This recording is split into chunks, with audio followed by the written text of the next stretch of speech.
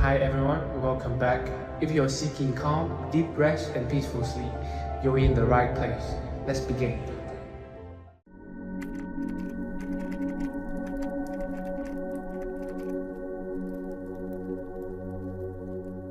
Tonight, as you settle into the quiet sanctuary of this moment, you're about to embark on a profound journey into one of Buddhism's most liberating teachings.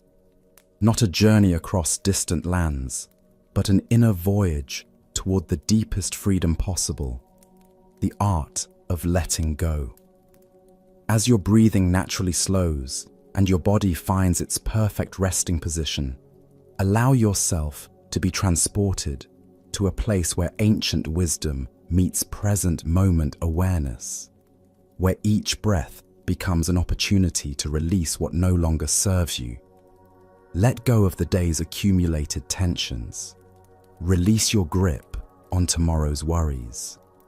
For the next few hours, you'll discover what the Buddha called the ultimate happiness, the profound peace that comes from letting go of everything.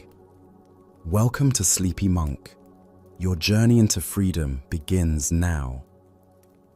You find yourself arriving at a remote mountain monastery as the morning mist begins to lift from ancient peaks.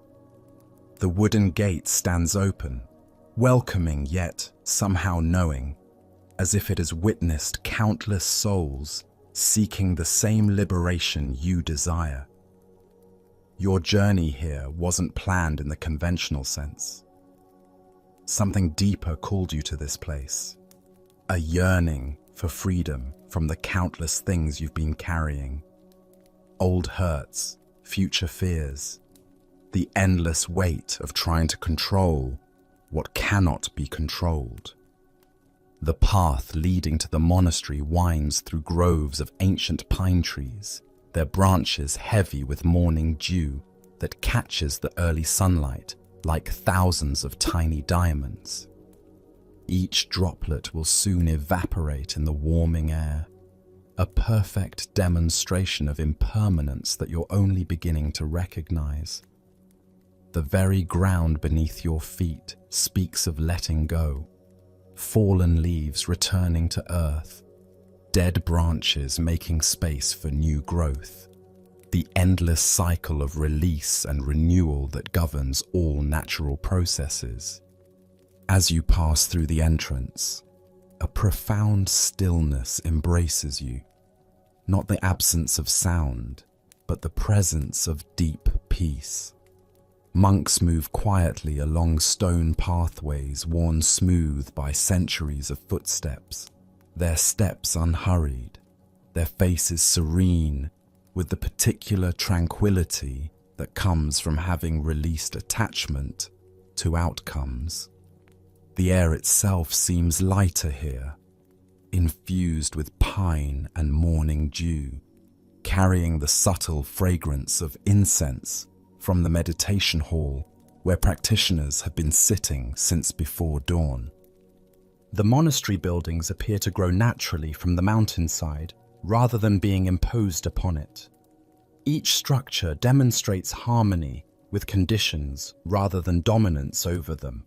Roof lines that follow the slope of the land, materials that weather gracefully with seasons, designs that channel wind and water rather than fight against these natural forces.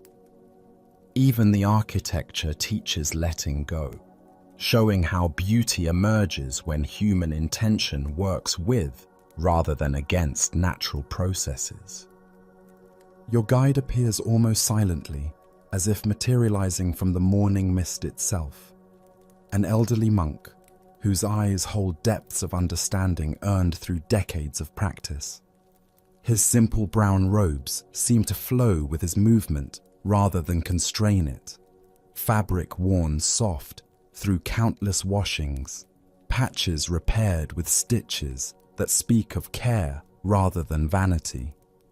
There's something about his presence that immediately communicates safety, as if he has mastered the art of holding space without grasping, of caring without clinging. "Welcome," he says, his voice carrying the warmth of someone who has found genuine contentment in the simple fact of being alive. You've traveled far, seeking what you already possess, but cannot see because your hands are too full to receive it. His words land with the gentle authority of truth, spoken without agenda, an invitation rather than instruction, wisdom offered freely without attachment to whether it's accepted or understood. He gestures toward a small pavilion overlooking the valley below, where wooden benches have been placed to take advantage of the spectacular morning view. Come, let us sit together. The teaching of letting go begins not with doing, but with being present to what is.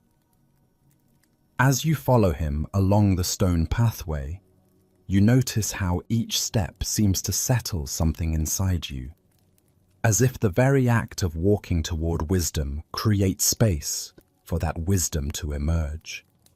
The pavilion commands a breathtaking view of the valley below, terraced fields that follow the natural contours of the land, a river that winds silver through the landscape, villages nestled into protective folds of earth and forest. Everything appears to be exactly where it belongs, nothing forced or out of harmony with the larger patterns. From this height, you can see how human activity has learned to work with geographical conditions rather than against them, creating beauty through cooperation rather than conquest. As you settle onto worn cushions facing the expansive view, you notice how naturally your shoulders drop, how your breathing deepens without effort. Perhaps this is already the beginning of release, allowing the body to find its natural state when not forced into unnatural holding patterns. The cushions themselves tell a story of countless practitioners who have sat here before you, each one seeking the same fundamental freedom from the burden of carrying what need not be carried. "Tell me," the monk says gently, his voice as soft as wind moving through pine branches, "what weighs most heavily on your heart? What are you holding on to that no longer serves your peace?" The question invites genuine reflection rather than quick answers, creating space for you to examine honestly the accumulation of concerns, regrets, and anxieties that have brought you to this mountain seeking release. You consider the layers of accumulation that have built up over years, regrets from decisions made or unmade, anxieties about uncertain futures that may never arrive, relationships that ended badly, and whose pain you've been tending like a garden of sorrows, opportunities missed, and the elaborate stories you've created about what those missed chances mean about your worth or wisdom. The very consideration of these burdens makes you aware of how much energy goes into carrying them, like someone who has grown so accustomed to a heavy backpack that they've forgotten what it feels like to walk unencumbered. "I see," he nods with infinite compassion as you share what feels safe to express, his eyes holding your pain without trying to fix it or explain it away. The human heart is remarkably strong, capable of carrying enormous loads. But what we often forget is that strength also includes the wisdom to set down what we need, not carry. A breeze moves through the pine branches above, creating a soft rushing sound like a gentle exhale, as if the trees themselves are demonstrating the rhythm of holding and releasing that governs all healthy life. In Buddhism, we speak of attachment as the root of suffering. The monk continues, his words flowing like water over smooth stones, each syllable chosen with care and delivered without hurry. But attachment is often misunderstood in Western culture. It doesn't mean caring or loving. It doesn't mean being indifferent or disconnected from life. It means the desperate clinging that says, this must be mine, this must last forever, this must go exactly as I demand. He picks up a fallen leaf from beside his cushion, examining it with gentle attention, as if seeing a leaf for the first time. The morning light illuminates its intricate structure, veins that once carried nutrients from root to branch, edges that show the subtle signs of seasonal change, colors that shift from green to gold to brown in nature's perfect demonstration of impermanence. See how beautiful this leaf is, he asks, turning it slowly in his weathered fingers. In a few weeks, it will complete its cycle and return to the earth, becoming soil that nourishes new growth. If I demanded it remain green forever, insisted it never change, clung to it desperately, and tried to preserve its current form, what would happen to my peace? You watch as he holds the leaf lightly in his open palm, appreciating its present beauty without any attempt to prevent its natural progression toward decay and renewal. Then, with a motion so natural it seems inevitable, he allows it to drift away on the next breeze, watching its flight with the same peaceful attention he gave its presence. The simple gesture contains profound teaching, how to appreciate beauty without possessing it, how to love without smothering, how to care without controlling. This is the first lesson of letting go, he explains, his gaze following the leaf as it settles somewhere among the garden paths below. We can appreciate fully without grasping tightly. We can love completely without demanding ownership. We can care deeply without insisting that what we care about remain frozen in the form we currently prefer. His words settle into the peaceful morning air, like seeds finding fertile ground, simple truths that somehow contain the solution to countless forms of human suffering. The sun climbs higher now, warming your face and hands with the gentle heat that will soon evaporate the dew from grass and leaves, demonstrating once again the constant flow of change that characterizes all existence. Even this comfort, you realize, is temporary. Soon the light will shift, the temperature will change. This particular moment will pass into memory, never to be repeated exactly. Yet there's something deeply peaceful in recognizing the flowing nature of all experience, rather than fighting against it. Most suffering comes not from change itself, the monk observes, perhaps reading your thoughts or simply following the natural progression of the teaching, but from our resistance to change. We exhaust ourselves trying to make permanent what is naturally temporary, trying to control what functions best when allowed to unfold according to its own intelligence, trying to freeze moments that only become more precious when we appreciate their transient nature. A small bird lands on the pavilion's railing, regards you both with bright curiosity for a moment, then flies away to continue its morning activities. It didn't ask permission to arrive or apologize for leaving. It didn't cling to the pleasant perch or resist the call to move on. It simply moved naturally with conditions as they arose, demonstrating the effortless wisdom that animals possess instinctively. Animals and plants understand letting go intuitively, your teacher notes, watching the bird disappear among the trees. They don't cling to last season's form or demand guarantees about the next. They don't resist the natural cycles of growth and rest, abundance and scarcity, expansion and contraction.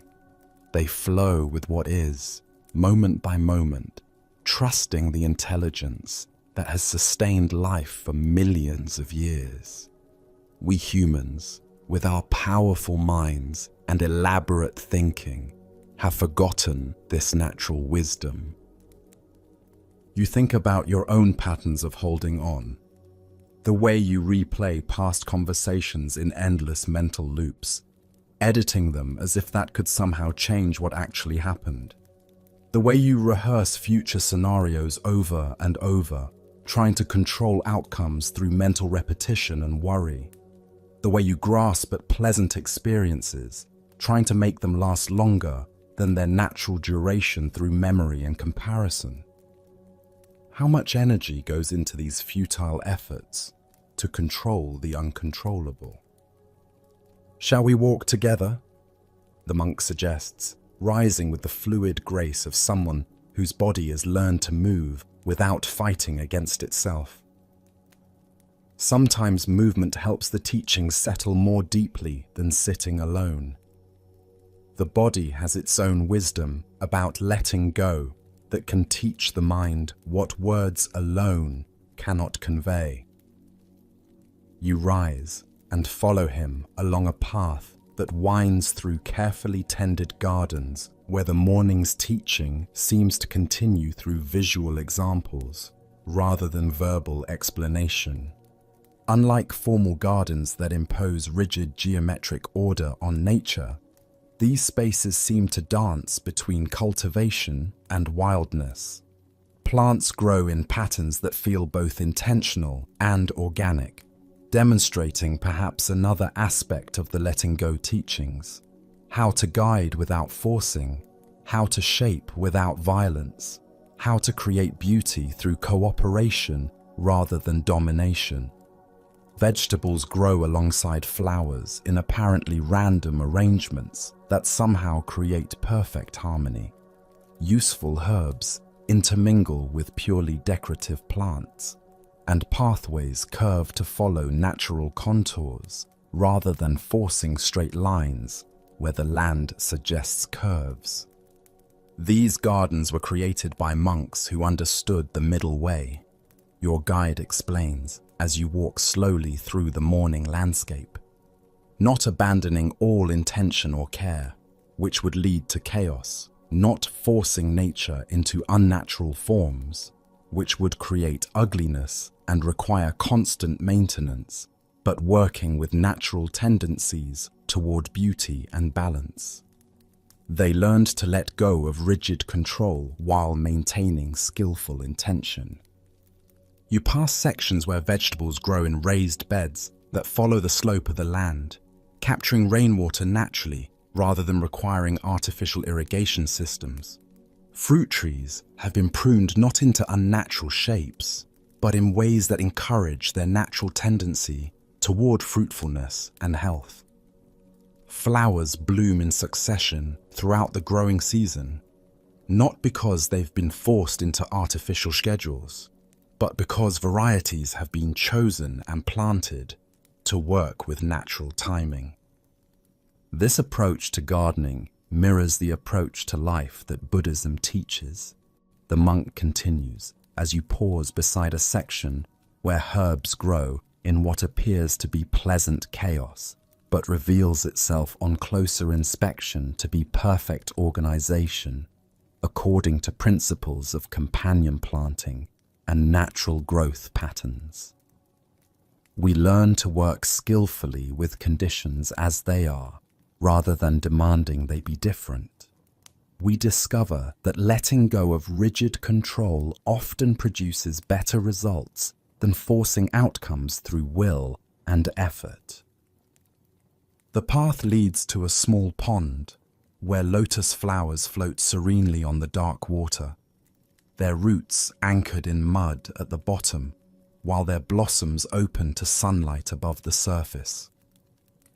Some flowers are fully opened, revealing their perfect pink and white centers to the morning air. Others remain tightly closed buds, waiting for exactly the right conditions to unfold. Still others are beginning to fade, their petals loosening and drifting onto the water's surface like natural confetti, celebrating the completion of their cycle. The lotus teaches the complete cycle of letting go, the monk says, kneeling beside the water's edge and inviting you to join him in closer observation of these perfect teachers. It releases attachment to staying closed when conditions call for opening. It allows itself to open fully when the time is right, holding nothing back from complete blooming. Then it gracefully releases attachment to perfect form as natural aging occurs, letting its petals fall without resistance or regret. He invites you to kneel beside him, to observe the flowers more closely and discover what they might teach about the art of release. In our human lives, we often resist these natural transitions. We cling to the safety of staying closed, even when conditions invite us to open our hearts. We hold back from full blooming out of fear that opening completely might lead to being hurt. We fight against the natural changes that come with aging, refusing to let go of previous versions of ourselves, even when that holding on creates suffering. A gentle wind stirs the water, causing the lotus leaves to sway and the flower petals to dance in the morning light. Everything moves in harmony with conditions, nothing fighting against the natural flow, nothing demanding that circumstances be different than they are. The water accepts the wind's touch without resistance. The leaves respond to the movement without complaint. The flowers continue their blooming and fading according to their own perfect timing. Let me share a teaching story about letting go, the monk says, as you both settle more comfortably beside the pond, watching the play of light and shadow on the water's surface. It concerns two monks traveling together who encounter circumstances that test their understanding of what it means to truly release attachment. His voice takes on the particular quality that indicates a teaching story is about to unfold, something to be received not just with the ears, but with the whole being. There once were two monks walking along a muddy road after heavy rains had made travel difficult. As they approached a swollen stream, they discovered a young woman in silk robes standing at the water's edge, clearly distressed about how to cross without ruining her expensive clothes. The older monk immediately approached her and said, "Please allow me to help you across." He picked her up and carried her safely to the other side, set her down gently, and continued walking with his companion.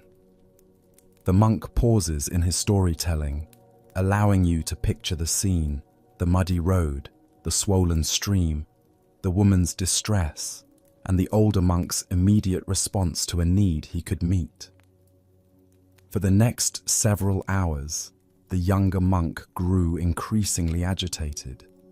He walked faster and slower alternately, cleared his throat repeatedly, started to speak several times, then stopped. Finally, unable to contain himself any longer, he burst out. "How could you touch that woman? Our monastic vows strictly forbid physical contact with women.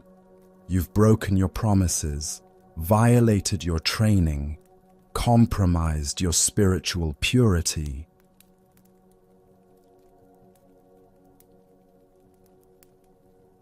You can imagine the younger monk's internal struggle, his growing sense of righteousness mixed with confusion about his teacher's behavior, his need to voice what seemed like obvious criticism of a clear rule violation.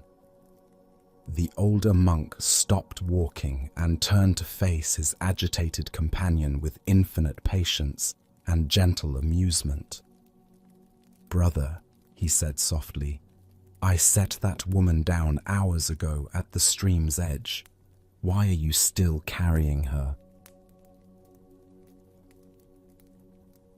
The story's wisdom settles into awareness like ripples spreading across still water. each ring of understanding expanding to touch new areas of recognition. How often do you continue carrying experiences long after they're over? How much mental and emotional energy goes into holding on to things that have already ended, situations that are finished, conversations that cannot be changed through endless mental replay? The younger monk's suffering came not from what happened, your teacher explains, his voice gentle with compassion for the universal human tendency to create unnecessary burdens, but from his inability to let the moment pass naturally. He transformed a brief interaction into prolonged anguish through his clinging to judgment and rules over compassion and presence. He made himself miserable by refusing to release something that had already concluded.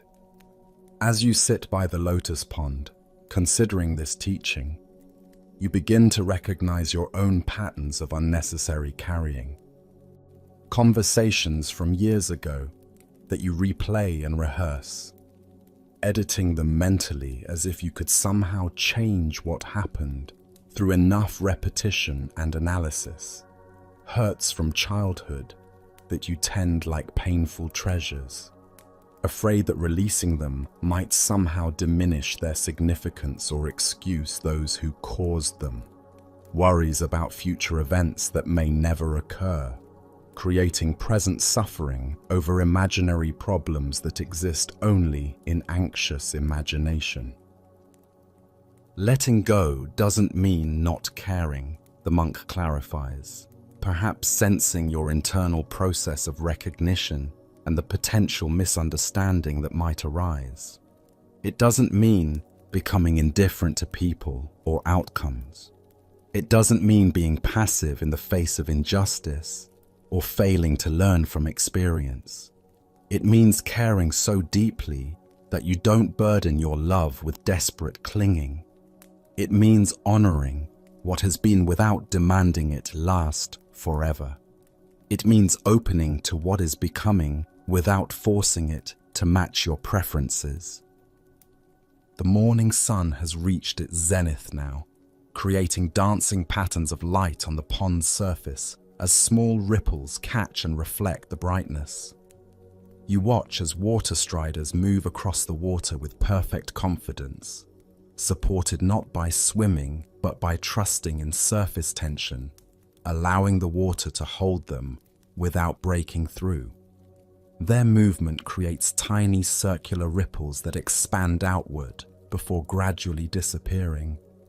Another perfect metaphor for the teaching, how to move through life supported by trust rather than control, allowing reality to hold you without constantly testing whether the support will continue. "Are you hungry?" the monk asks as bells begin ringing across the monastery grounds, their clear tones carrying across the peaceful landscape like audible reminders of impermanence. Each sound arises from silence, exists briefly in the air, then returns to silence, perfectly demonstrating the cycle of appearance and dissolution that governs all phenomena. Eating mindfully provides another opportunity to practice letting go. We can appreciate each bite fully without clinging to the experience, allowing flavors to arise and pass naturally without trying to make them last longer than their inherent duration. He leads you toward the dining hall, where monks are gathering for the midday meal. The building itself embodies the same principles you've been observing throughout the monastery. Simple materials used skillfully, proportions that feel harmonious rather than imposing, spaces that invite rather than overwhelm. As you approach, you can hear the gentle sounds of preparation, dishes being arranged, mats being unrolled, quiet conversations as the community prepares to receive nourishment together. The dining hall embodies simplicity, and grace in every detail. Low wooden tables, worn smooth by years of use. Individual place settings consisting of a single bowl, chopsticks wrapped in simple cloth, and a cup for tea. Monks take their places in orderly rows, their movements unhurried yet purposeful, demonstrating how efficiency and peacefulness can coexist when actions arise from presence rather than anxiety. There's no rushing toward food, no anxious claiming of seats or portions, no competitive energy around getting needs met. Everything flows with the natural rhythm of need being met without excess or deprivation.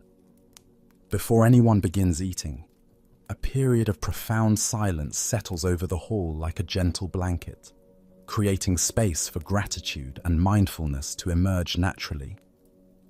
One monk near the front of the hall rises and recites a brief chant, expressing appreciation for the food and all the hands that brought it to this moment. The farmers who grew the vegetables, the earth that provided nutrients, the rain that watered the crops, the sun that powered photosynthesis, the countless beings whose work made this meal possible. This gratitude practice, your teacher whispers as the chant concludes and serving begins, helps us receive nourishment without entitlement, appreciate abundance without taking it for granted, acknowledge our interdependence without feeling burdened by it. When we truly understand how much cooperation is required for even the simplest meal, we naturally hold our food lightly while appreciating it deeply. The serving process unfolds with the same mindful attention that characterizes all monastery activities. Monks move through the aisles with large pots and ladles, offering portions to each person without favoritism or shortage. No one demands larger servings or complains about what's offered.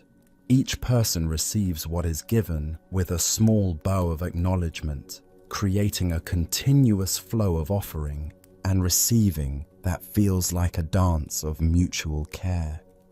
You receive your portion, simple steamed rice that gleams white in your bowl, seasonal vegetables prepared with minimal seasoning that allows their natural flavors to speak clearly, a small serving of miso soup whose aroma rises like incense from the dark broth. Nothing elaborate or exotic, yet when you take the first mindful bite, following the example of monks around you who eat with complete attention, the flavors seem extraordinarily vivid and satisfying.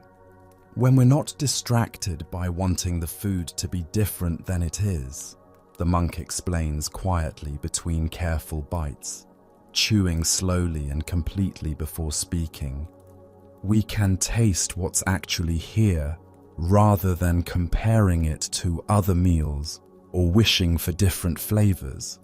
We can appreciate the rice for being perfectly rice, the vegetables for being exactly what they are, rather than demanding they be something else to satisfy our conditioned preferences. The practice of eating becomes a meditation in letting go, appreciating each bite fully while releasing it to make space for the next, not rushing toward the end of the meal or clinging to particularly pleasant flavors, just receiving each moment of nourishment with presence and gratitude. Around you, other monks eat in the same mindful manner, creating a collective field of awareness that supports your own practice without anyone speaking or directing attention to what others are doing. Notice how each bite naturally comes to an end, your teacher suggests, his voice barely above a whisper in the quiet hall. We don't have to force it to finish or make it last longer than it wants to. When we chew completely and swallow naturally, space automatically appears for the next bite. This is how letting go works in all aspects of life, not forcing release, but allowing natural completion, trusting the organic rhythm of beginning, middle, and end that governs all healthy processes. The wisdom applies far beyond eating, you realize, as you continue the meal with growing awareness of these natural cycles. How often do you try to force closure in relationships before they're ready to end naturally? How frequently do you demand immediate resolution of problems that need time to work themselves out? How much energy goes into rushing through experiences without allowing them to unfold at their natural pace, develop their full meaning, reach their organic conclusion? As the meal draws to its natural conclusion, signaled not by clocks or artificial schedules, but by the gradual completion of eating throughout the hall, each person cleans their bowl carefully with the final sip of tea and a piece of pickled vegetable provided for this purpose. Then they wipe their bowls spotless with the small cloth that accompanied their chopsticks, leaving no trace of the meal behind, while honoring what has been consumed through complete attention to the cleaning process. Nothing is wasted in this system, yet nothing is hoarded for later use. Each element serves its purpose completely, then transitions gracefully to the next phase of use. Bowls cleaned and ready for the next meal, cloths ready to be washed and used again, scraps composted to nourish the garden soil.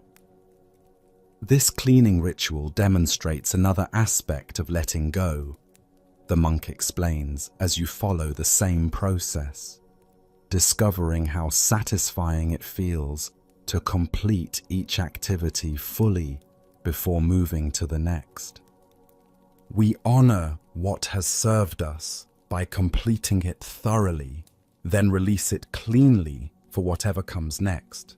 We don't cling to the meal through leaving remnants in the bowl, but we also don't dismiss its value by cleaning carelessly. This middle way of complete engagement followed by clean release becomes a model for how to approach all of life's activities and relationships. After the meal, most monks disperse to afternoon activities with the same unhurried purposefulness that characterizes all their movements. Some to work in gardens where they tend vegetables and flowers with equal care. Others to workshops where simple furniture and tools are crafted with patient attention to both function and beauty. A few to meditation halls for personal practice that deepens understanding through direct experience rather than intellectual study alone. The rhythm feels organic rather than scheduled, as if each person naturally flows toward what the afternoon requires, without rigid adherence to imposed structure or artificial productivity demands. Even our daily schedule practices letting go, your teacher observes, as you watch the gentle dispersal of the community to various activities. We hold intentions lightly, allowing conditions to guide us toward appropriate response, rather than forcing predetermined plans regardless of changing circumstances. This doesn't mean being lazy or undisciplined, but rather being responsive to what actually serves the community's needs in each moment, rather than what we decided yesterday should happen today. He suggests a period of walking meditation through the monastery grounds, explaining that movement often reveals aspects of letting go that sitting meditation alone cannot teach. Walking offers perfect practice for letting go, he explains, as you begin moving slowly along stone pathways worn smooth by generations of practitioners. Each step requires releasing the previous step. We cannot move forward while clinging to where we've been.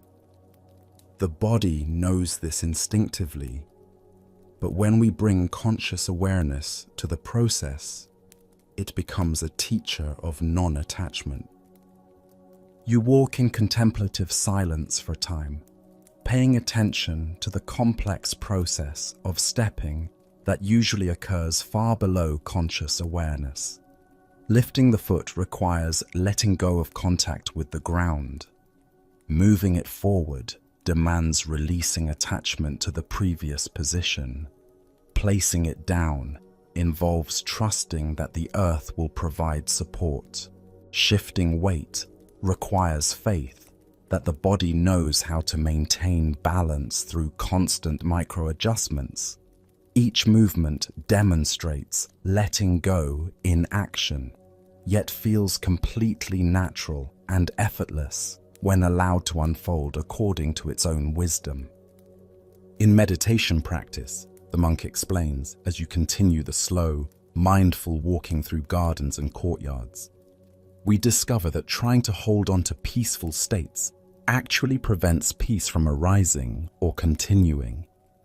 The moment we grasp after tranquility, demand it continue exactly as it is, or create fear around its inevitable ending, we create the very agitation we seek to avoid. His words remind you of times when you've tried to force calmness through will and effort, becoming increasingly tense in the attempt to relax, creating the opposite of what you desired through the very struggle to control an uncontrollable process. The walking path circles through different areas of the monastery complex, each section offering its own teaching about working with conditions rather than against them.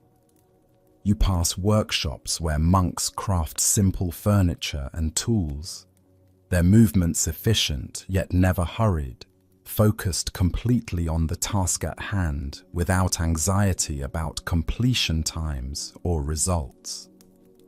The sound of planes shaping wood and hammers finding nails creates a gentle percussion that feels meditative rather than industrial. Work done with presence rather than mere productivity as the goal. Notice how the craftsmen work, your teacher suggests as you pause to observe a monk carefully sanding a wooden table leg, his attention completely absorbed in the texture of the wood under his hands. They're not fighting against the material or forcing it into unnatural shapes. They're discovering what each piece of wood wants to become and helping it express its natural beauty through skilled action guided by understanding rather than force.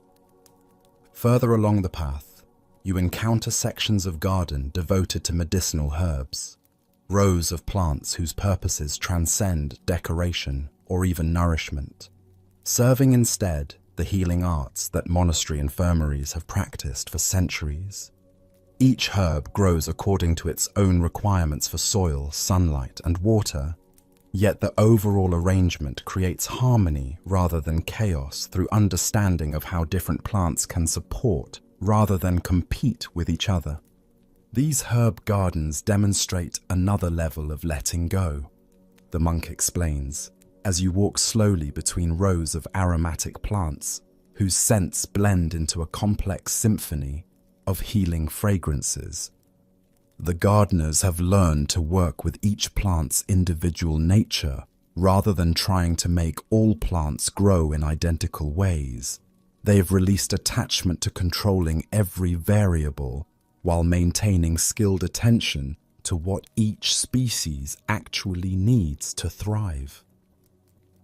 You pass areas where clothes hang drying in mountain air, simple robes and work garments arranged on lines that follow the natural movement of wind rather than fighting against it. Even laundry becomes a teaching about cooperation with conditions, clothes positioned to catch breezes that will dry them efficiently, timing that works with weather patterns rather than demanding immediate results regardless of humidity or temperature. Simplicity naturally supports letting go, your teacher notes as you observe the minimal possessions hanging in the breeze. When we're surrounded by only what truly serves our well-being, there's less to cling to, less to defend against loss, less to fear being damaged or stolen. This doesn't mean living in deprivation, but rather discovering the difference between genuine needs and manufactured desires that create endless cycles of wanting and temporary satisfaction, followed by new wanting. You think about your own living situation, rooms filled with objects you rarely use but feel reluctant to release, clothes you never wear but can't quite donate, books you'll probably never read again but somehow believe you might need someday. How much energy goes into maintaining and protecting possessions that add little genuine value to daily life, while requiring constant attention to keep organized, clean, and secure? Attachment to objects is often attachment to identity, the monk observes, perhaps reading the direction of your thoughts, or simply following the natural progression of the teaching. We think our possessions define us, prove our worth to others, guarantee our security against uncertain futures. But identity based on accumulation is inherently insecure because things naturally decay, break, become obsolete, or lose their meaning as our interests and circumstances change. As afternoon progresses, you find yourself naturally settling into the monastery's peaceful rhythm. Time feels different here, not rushing toward future goals or dragging due to boredom, but flowing at the pace of present moment awareness, where each activity arises organically from conditions rather than artificial schedules. Activities emerge naturally, are completed mindfully with appropriate attention, then transition smoothly to whatever follows, without attachment to continuing previous tasks or anxiety about upcoming responsibilities. Nothing is forced in this environment, yet nothing feels neglected or incomplete. Gardens receive exactly the care they need without over-cultivation that would disturb natural processes. Buildings are maintained appropriately without obsessive perfection that would create anxiety about inevitable wear and weathering. People engage in conversation when it serves connection without compulsive socializing that avoids solitude, and they embrace silence when it supports contemplation without antisocial withdrawal from community engagement. The walking meditation concludes at a small meditation garden where stone sculptures create focal points among carefully arranged plants and flowers that bloom in succession throughout the growing season. Unlike museums where art is protected behind barriers and viewed from prescribed distances, these sculptures are integrated into living landscape, weathered by rain and sun, gradually returning to the earth that formed them while serving their function as objects of contemplation. These sculptures teach impermanence beautifully, your guide says, as you both settle on a stone bench facing a carved Buddha whose features have been softened by decades of mountain weather. Moss has grown in protected crevices where rain collects and lingers, creating patterns of green that change with seasons. The overall form remains recognizable and inspiring, yet details have evolved through patient weathering that has enhanced, rather than diminished, the statue's serene expression. The sculptor understood that his work would change over time, the monk explains, running his fingers along stone surfaces that feel warm from afternoon sunlight. Rather than fighting natural processes through protective coatings or indoor installation, he chose materials and placement that would age gracefully, becoming more beautiful through acceptance of impermanence rather than despite it. The statue demonstrates what we can learn about our own aging, how to allow time to soften our sharp edges while maintaining essential dignity and purpose. You observe how rain has created subtle channels in the stone that guide water away from the face, while creating interesting patterns that add to, rather than detract from, the sculpture's beauty. Wind has polished surfaces that receive regular exposure while leaving textured areas in protected spaces, creating visual interest through natural processes rather than artificial techniques.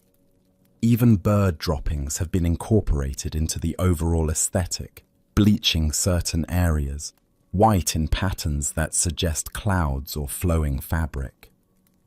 Human beauty works similarly, the monk continues, his own face showing lines earned through years of smiling and concentrating, hair silvered by time, yet somehow more distinguished than artificial attempts to maintain youthful appearance.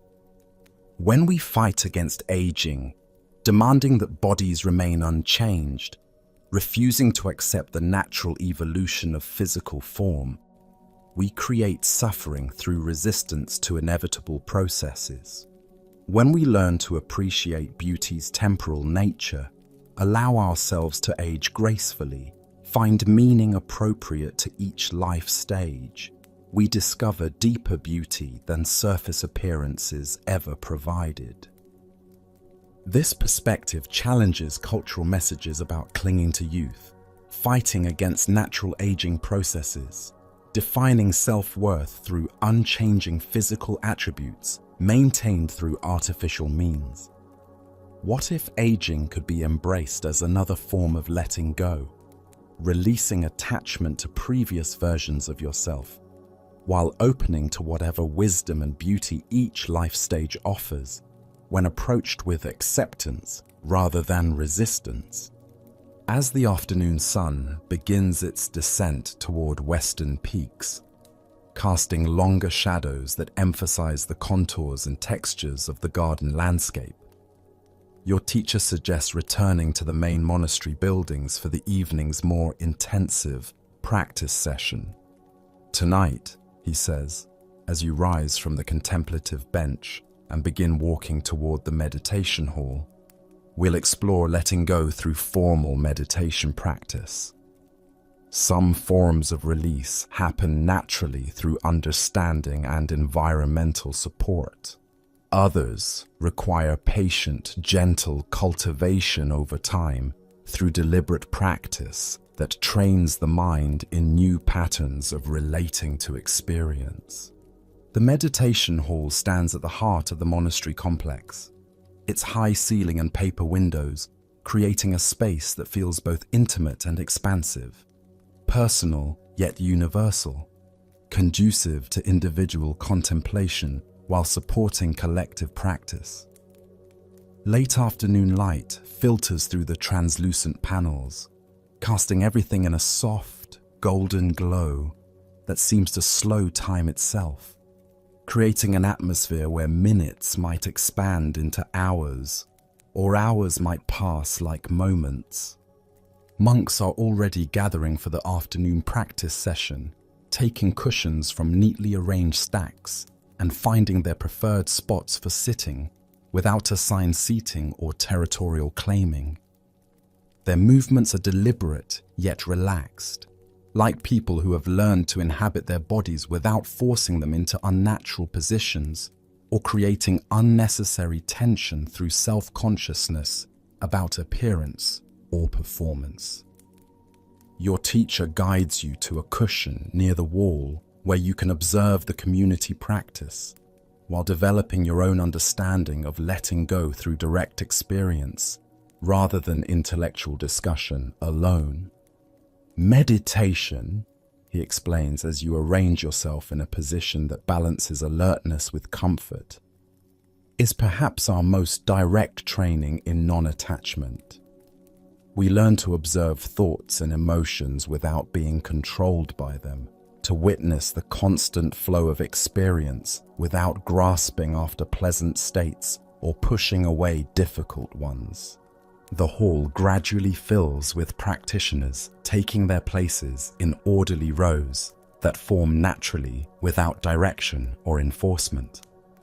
There's no assigned seating arrangement, yet everyone seems to find their natural spot without conflict or confusion, demonstrating how appropriate order can emerge organically when everyone acts with consideration for the whole, rather than selfish claiming of preferred positions. Once all are settled, their postures established, and a natural quiet has descended over the assembled group. A profound stillness settles over the space, like morning mist finding its resting place in mountain valleys.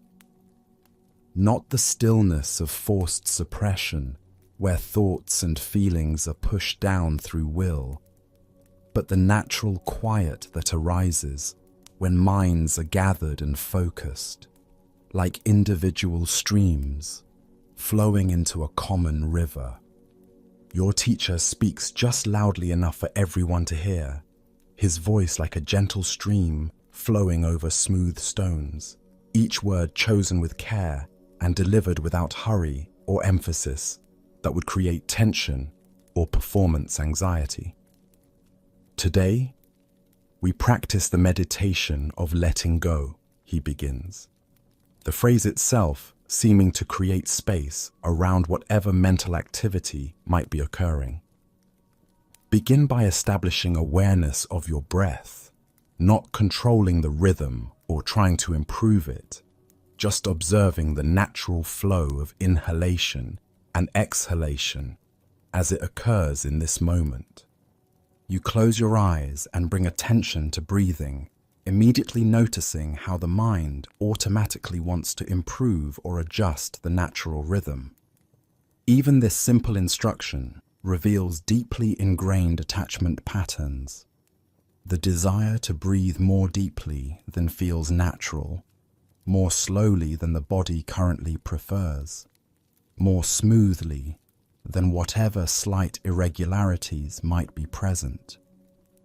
The urge to be a good breather rather than simply allowing breathing to be exactly as it is demonstrates how pervasive the controlling tendency has become.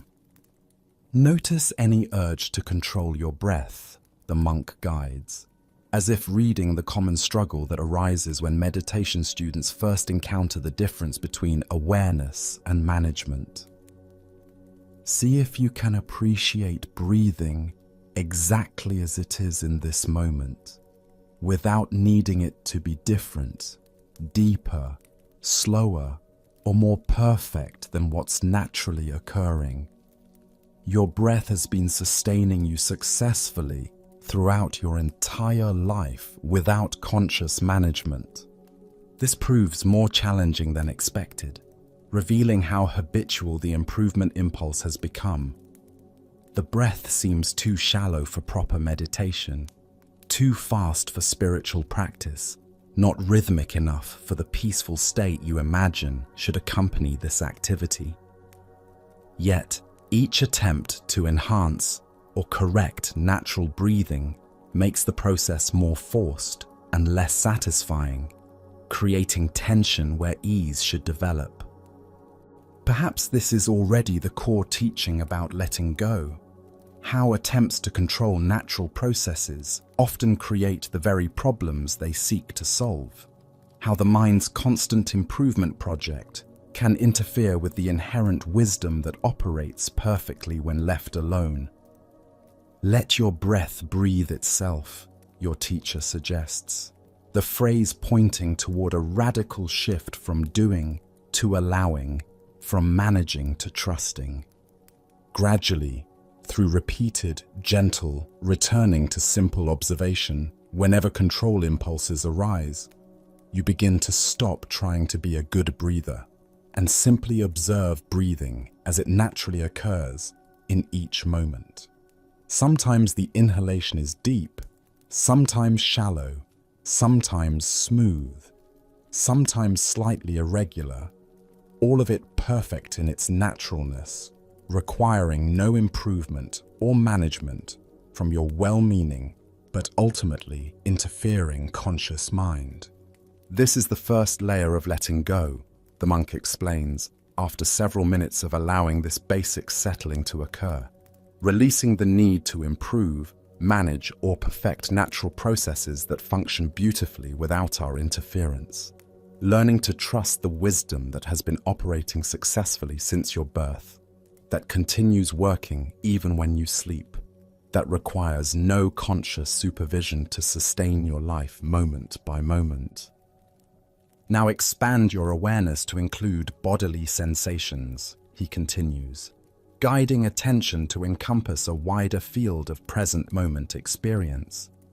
Notice areas of comfort or discomfort without immediately trying to adjust your position. Can you be present with physical sensation exactly as it is, without needing it to change before you can be peaceful with it? You scan through your body, discovering various experiences that usually remain below conscious awareness. Pressure where you contact the cushion, slight warmth where sunlight touches your face through windows, coolness where air circulates around your hands. The instruction challenges habitual patterns of immediately shifting when uncomfortable, constantly adjusting position to maintain perfect physical ease, never quite settling because some small discomfort always suggests that a different position might be better. Instead, you practice being present with sensation as it is, neither amplifying discomfort through resistance and story-making, nor immediately escaping it through movement that prevents deeper settling. Physical sensations arise and pass according to conditions, your teacher explains, his voice maintaining the same gentle, unhurried quality that supports contemplation, rather than creating pressure to understand or achieve particular results. When we stop fighting against temporary discomfort, stop demanding that our physical experience always be pleasant and comfortable, we often discover that sensations change naturally without our intervention. Indeed, as you observe a slight ache in your lower back with curiosity rather than resistance, it seems to shift and soften on its own, not disappearing completely, but losing the urgency that made it seem intolerable. The sensation becomes just another element of present moment experience, rather than a problem requiring immediate solution, demonstrating how much of what we call suffering might be resistance to natural sensation, rather than the sensation itself. This is the second layer of letting go, the monk notes after allowing time for this exploration. Releasing the demand that our physical experience always be pleasant and comfortable, learning to be present with the body as it actually is, rather than as we think it should be, for us to be happy or peaceful. Next, bring awareness to your emotional state, he guides, inviting attention to an even more subtle and usually less conscious aspect of moment-to-moment experience. What feelings are present right now?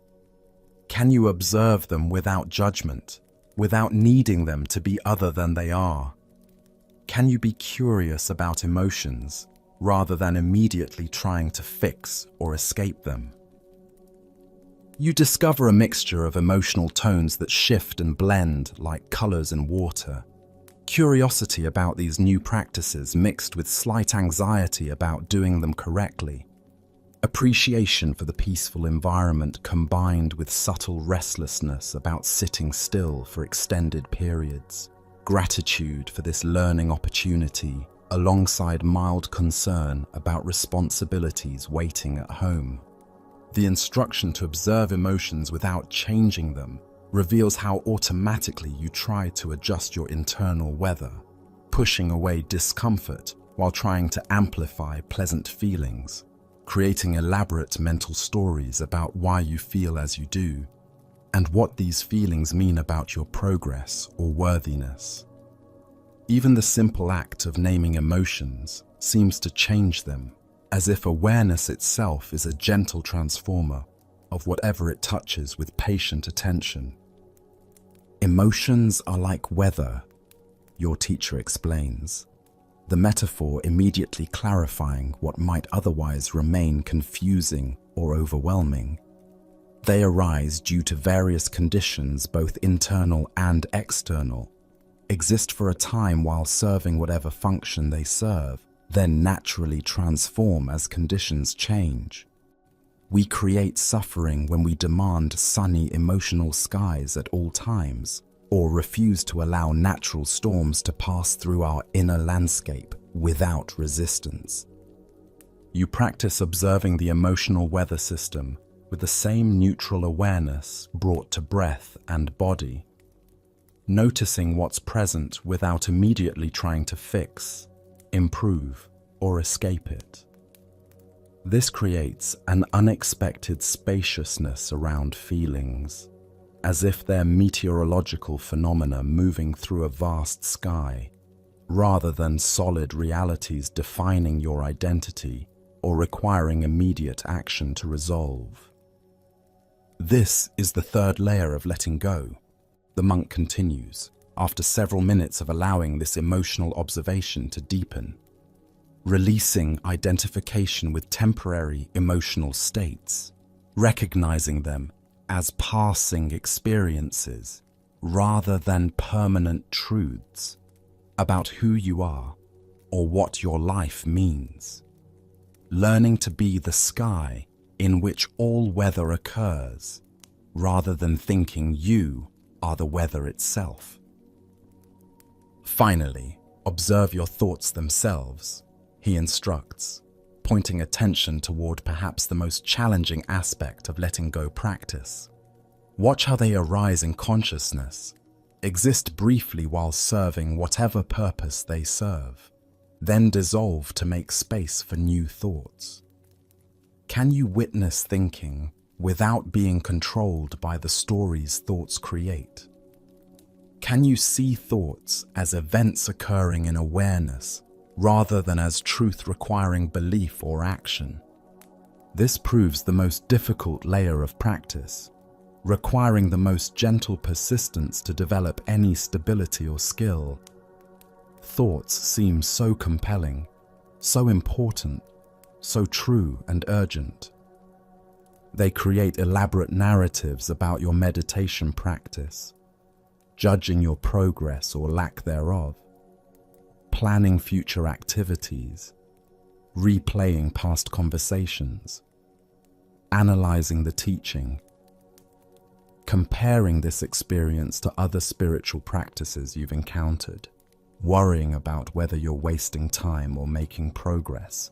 Yet with patient observation that neither suppresses thoughts nor follows them into their elaborate storylines, you begin to notice that mental activity arises and passes according to its own rhythm, much like breathing or weather patterns. You don't create thoughts through conscious intention, nor can you stop them through will or determination. They appear from unknown sources, exist temporarily while using whatever mental energy you give them, then naturally dissolve unless fed with additional attention and elaboration. Thoughts are not the thinker, your teacher explains, the statement pointing toward a fundamental shift in self-understanding that might take years to fully comprehend. They are phenomena arising in consciousness, no more substantial than clouds forming and dissolving in an empty sky, no more permanent than waves appearing and disappearing on the surface of an ocean that remains fundamentally undisturbed by whatever temporary forms arise within it. This perspective radically shifts your relationship with mental activity, from identification to observation, from being the author and defender of every thought to becoming the aware space in which thinking occurs. Thoughts lose their compelling urgency when seen as temporary mental weather, rather than absolute truths requiring immediate action or defense, like watching a movie, rather than being completely absorbed as if the drama were happening to you personally. This is the deepest layer of letting go we can explore through meditation, the monk concludes, after allowing extended time for this most subtle form of practice. Releasing identification with the mind's constant commentary, recognizing our true nature as the awareness in which all experience arises and passes, learning to rest in the spacious knowing that remains constant, while all contents of experience change. The meditation continues in collective silence, each person following their own rhythm of exploration while supported by the group's shared commitment to practice. The silence feels alive and supportive rather than empty or isolating, as if individual efforts to let go contribute to a field of understanding that benefits everyone present, without anyone needing to understand exactly how this mutual support operates. Time seems to flow differently in this deep shared practice, minutes expanding into spacious present moments, while extended periods pass without the usual sense of duration or impatience for something else to happen. The letting go instruction works at levels deeper than conscious effort, allowing natural release to occur when conditions are supportive, rather than trying to force outcomes through spiritual ambition or meditation performance. After what might be 30 minutes or might be an hour, temporal measurement becoming irrelevant in the timeless quality of present moment awareness, 3 soft bell strikes signal the session's formal conclusion. The sound seems to emerge from and return to silence, like a perfect demonstration of appearance and dissolution, arising without effort and fading without resistance, leaving no trace except the natural transition back toward ordinary consciousness. The hall remains quiet as practitioners gradually shift from formal meditation to everyday awareness, taking time to honor the transition rather than immediately jumping back into activity and conversation. There's a palpable sense of collective settling, as if the shared practice of letting go has harmonized the group's energy, despite each person following their own inner journey of release and discovery. Take your time returning, your teacher suggests, in a voice even softer than during the meditation instruction, honoring the delicate quality of consciousness emerging from deep practice. Notice if you can maintain some quality of letting go as you transition back to ordinary activity. Can you move your body without forcing it into immediate alertness? Can you open your eyes without demanding particular visual experiences? Can you rise from sitting without making the transition more effortful than necessary? You follow his suggestions for transitioning from meditation to ordinary awareness, discovering how even simple movements can become opportunities to practice non-attachment when approached with the same quality of letting go cultivated during formal sitting. Instead of immediately forcing alertness through rapid movement or demanding instant clarity through wide open eyes, you allow the return to happen gradually and naturally, like dawn slowly brightening rather than electric lights suddenly illuminating. Eyes open softly rather than snapping to attention, receiving whatever visual information arises without immediately categorizing or judging what you see. The body unfolds from sitting position according to its own timing rather than imposed urgency, muscles stretching naturally as circulation adjusts without forcing rapid transitions that might create unnecessary tension or discomfort. As monks begin quietly leaving the hall, their movements maintaining the same quality of presence that characterized the meditation itself. Your teacher invites you to remain for a few minutes longer to process the experience while the insights remain fresh and accessible. "How was that practice for you?" he asks with genuine interest that creates space for honest reflection rather than expected positive responses. You consider how to describe something so subtle yet significant, the gradual releasing of control over breathing, body, emotions, and thoughts. The spaciousness that emerged around experience when you stopped trying to manage every aspect of what arose. The discovery that you could observe mental and emotional activity without being completely identified with every thought and feeling that appeared in consciousness. Many people expect letting go to feel like dramatic release, he notes after you share your reflections, nodding with understanding born from years of guiding students through similar discoveries. Like finally dropping a heavy burden you've carried for years, creating sudden relief and permanent transformation. Sometimes it does manifest that way, particularly when we release major attachments that have been creating significant suffering. His weathered hands rest peacefully in his lap as he continues, demonstrating the embodied quality of someone who has learned to hold even teaching lightly. But often, letting go is more like what you just experienced. A gentle settling, a softening of grip, a recognition that you are holding onto things more tightly than necessary.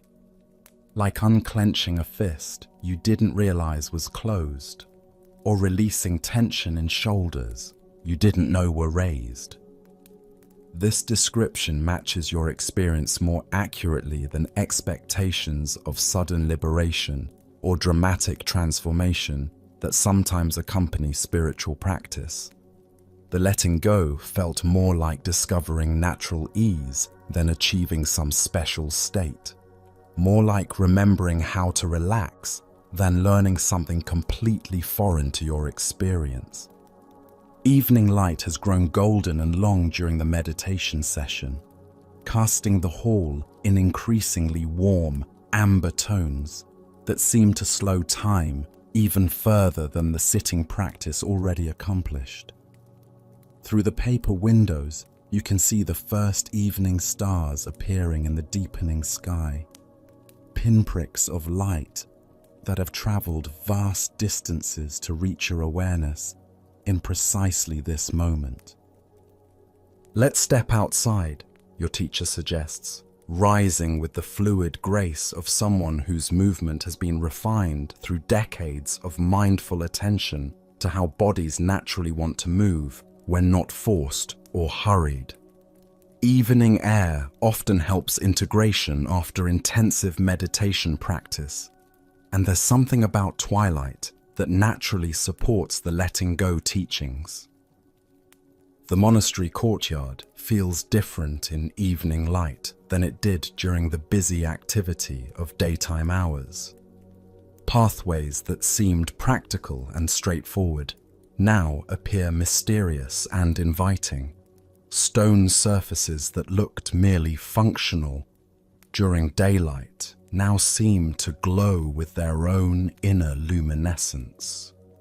Lanterns have been lit along the main walkways, creating pools of warm illumination that guide movement without overwhelming the natural darkness. Darkness teaches letting go naturally, the monk observes as you walk together slowly through the transformed courtyard, your steps slower and more deliberate in the reduced visibility. We cannot control what we cannot see clearly. We must trust our feet to find solid ground, rely on available light to guide the next step, release anxiety about obstacles that may or may not exist in shadows beyond our current vision. This evening walk becomes another form of meditation in letting go, releasing the visual control that's available during full daylight, trusting the body's natural wisdom to navigate changing terrain, finding guidance in whatever illumination is available without demanding complete clarity about the entire path ahead. Your feet seem to know how to find stable placement on uneven stones.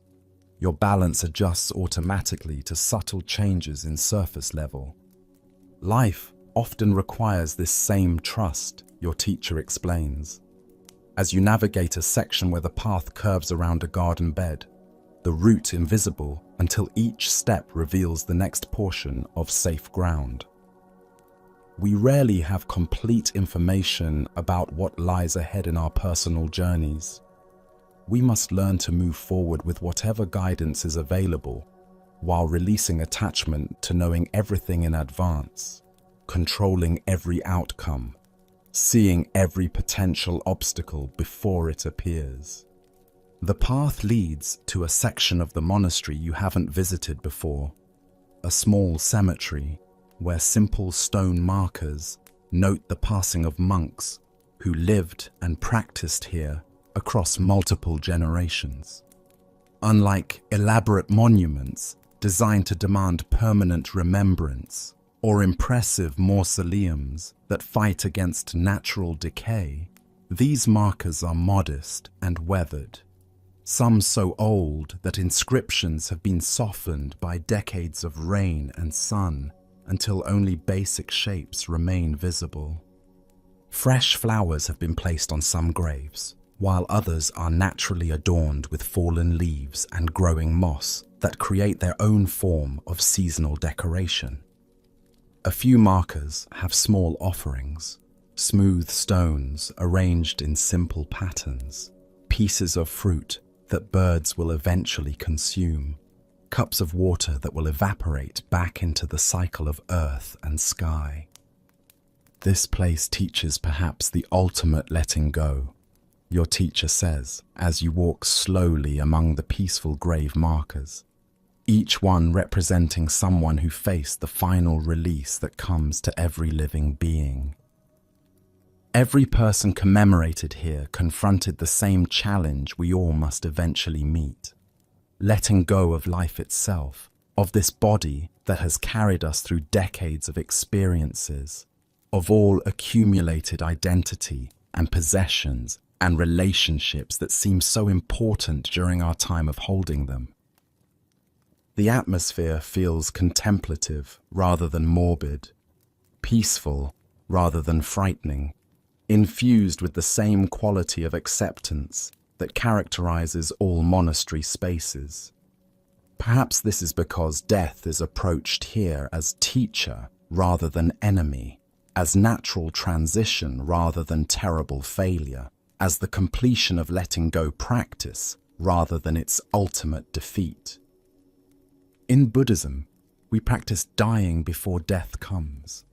The monk continues as you pause before one marker that bears only a name and dates, with a small carved lotus flower below the inscription. We cultivate the ability to release attachment to everything we think defines us, discovering what remains when all identifications are gradually released through practice, rather than waiting for death to force the final letting go upon us. You consider what it might mean to practice dying while fully alive, releasing attachment to being right in arguments, letting go of needing others to understand or approve of your choices, gradually loosening the grip on possessions and positions, and even personality traits that you've used to construct a sense of solid identity. What would remain if all these external supports were gently released? Brother Chen lived here for 60 years, your teacher explains, noting your attention to the particular marker with the lotus carving. He taught many students the art of letting go through his example of how to age and eventually die with grace and curiosity rather than resistance and terror. Even during his final illness, he remained interested in what the dying process might teach him, rather than clinging desperately to remaining alive at any cost. This perspective on death as potential teacher rather than absolute enemy challenges cultural conditioning that views dying as the ultimate failure or tragedy to be avoided through any means necessary.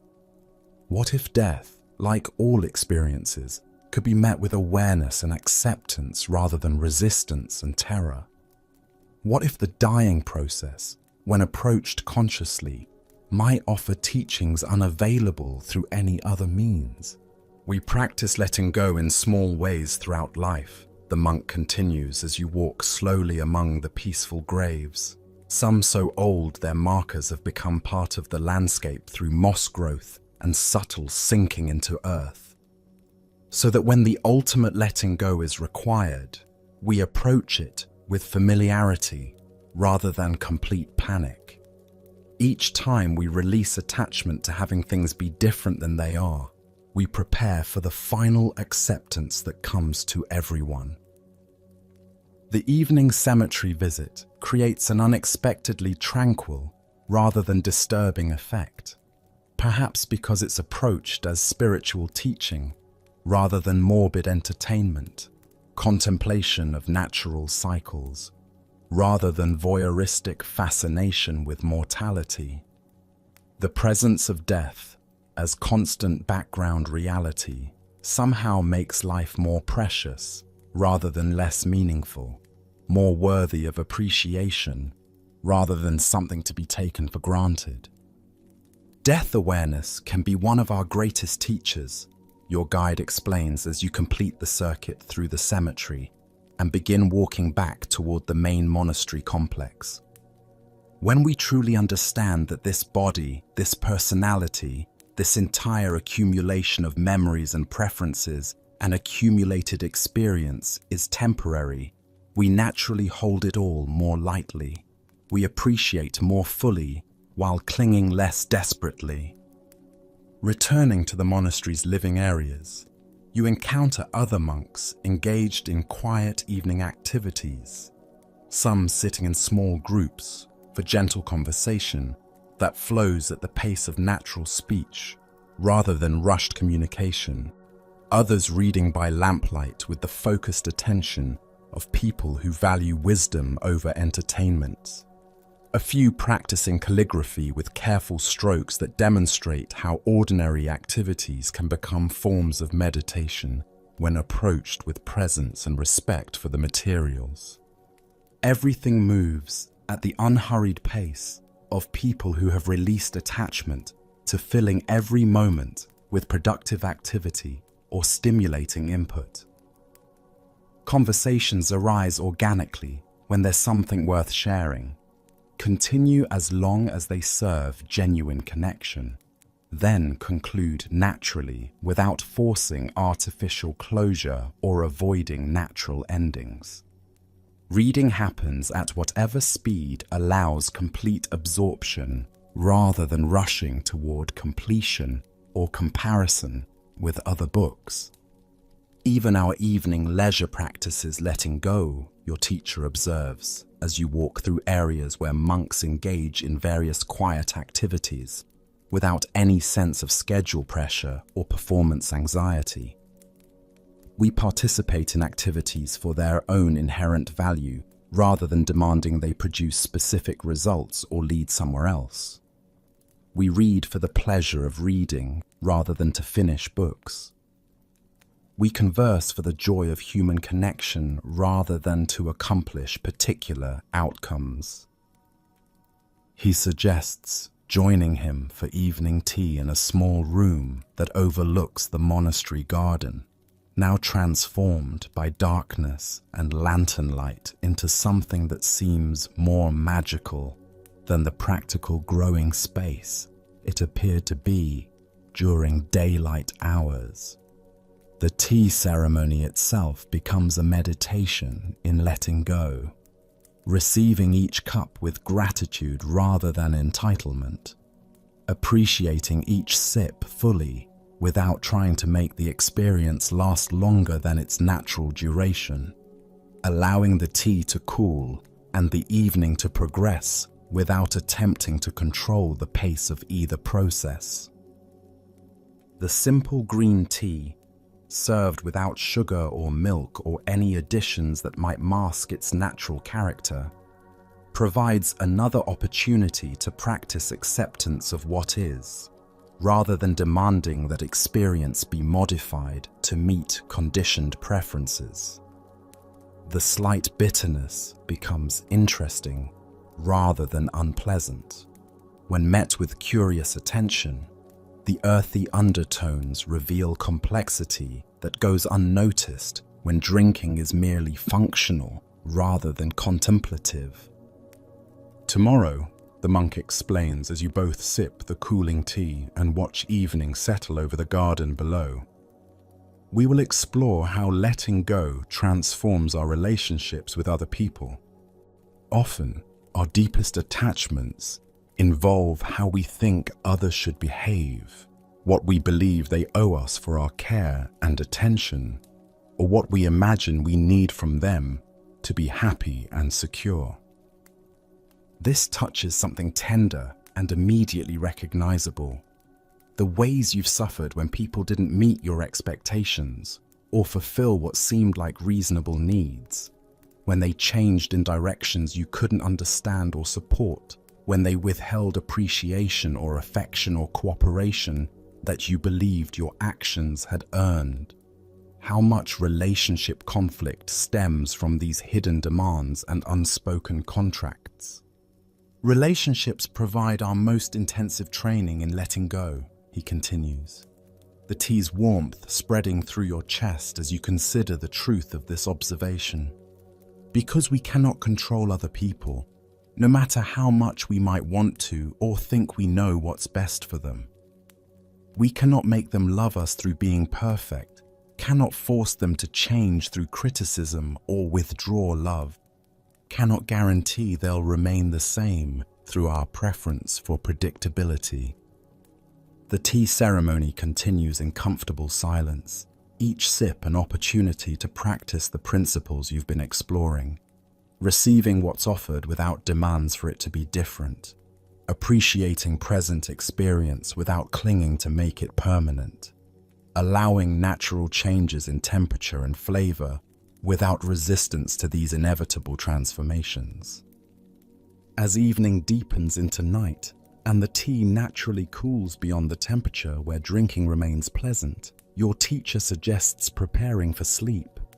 Rest itself is a profound form of letting go, he explains, as you both rise from the small table and prepare to conclude the day's intensive learning. We release conscious control over experience, allow the body to restore itself through processes we neither understand nor manage, trust that unconsciousness will be safe, and that will return to awareness refreshed, rather than diminished by the temporary dissolution of ordinary identity. This reframes sleep as spiritual practice, rather than mere biological necessity.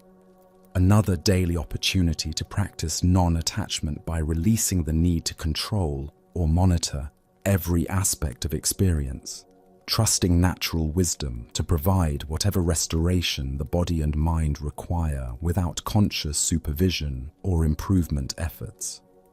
He guides you back to the simple guest quarters, where your sleeping mat has been prepared with clean linens and a small pillow that provides just enough support without excessive comfort that might create attachment to luxury or special conditions.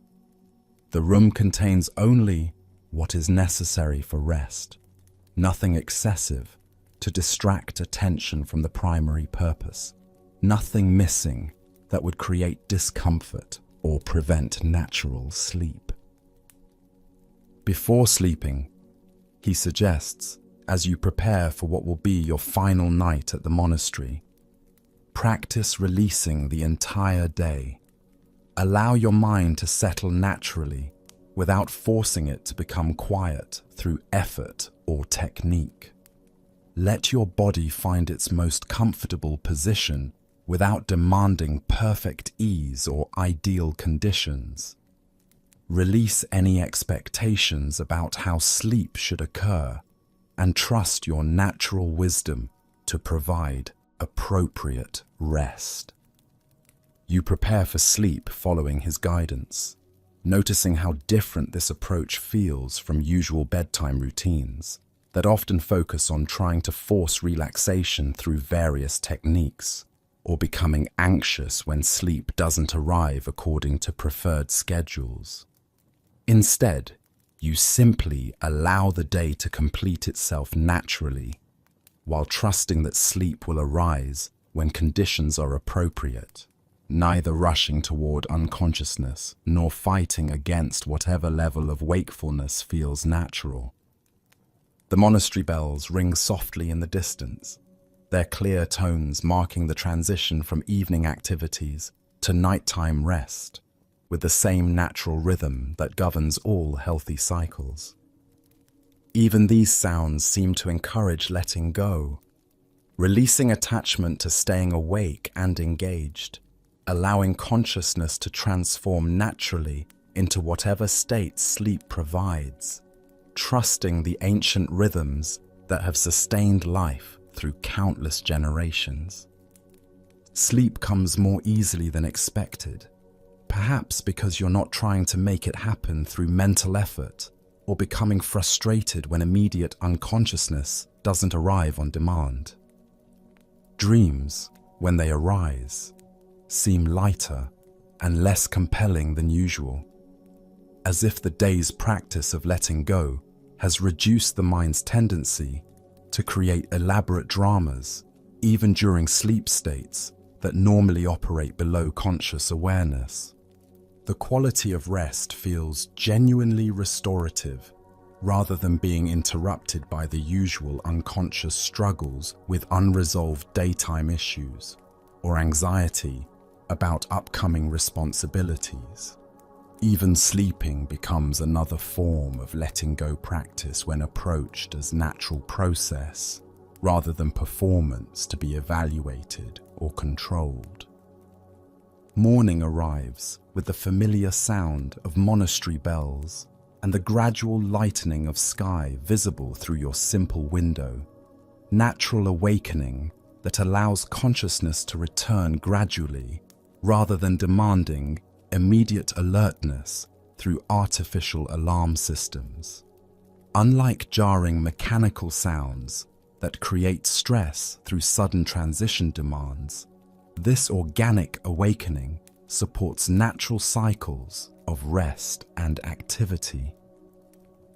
You lie still for a few moments upon waking, appreciating the transition from sleep to wakefulness, without immediately jumping into activity or mental planning about the day ahead. The simple practice of conscious awakening becomes another opportunity to notice how natural processes unfold perfectly when not rushed or managed through excessive effort or artificial stimulation. Your teacher appears after you've had time to wash and arrange yourself for the morning, his face carrying the particular serenity that comes from years of practicing what he teaches rather than merely understanding the concepts intellectually. "How did you sleep?" he asks with genuine interest, that creates space for honest reflection rather than expected positive responses. You reflect on the night's rest, noting how differently you approached sleep when not trying to control the process or evaluate your success at relaxation. Dreams seemed less intense and emotionally involving, more like films you observed rather than experiences you lived through with complete identification. Perhaps letting go during waking hours naturally extends to sleeping states as well, reducing the unconscious struggle that often makes rest less restorative than it could be. Good, he nods approvingly at your description. Sleep provides one of our most natural teachers of letting go. We cannot remain conscious through willpower alone, cannot direct dreams through control or effort, cannot prevent the temporary dissolution of waking identity that occurs each night. Every sleep cycle offers practice in dying and being reborn, in trusting processes beyond conscious management, in releasing attachment to continuous awareness. This perspective transforms sleep from unconscious necessity into conscious spiritual practice. Another daily opportunity to develop trust in natural wisdom, while releasing the ego's demand to supervise and control every aspect of experience.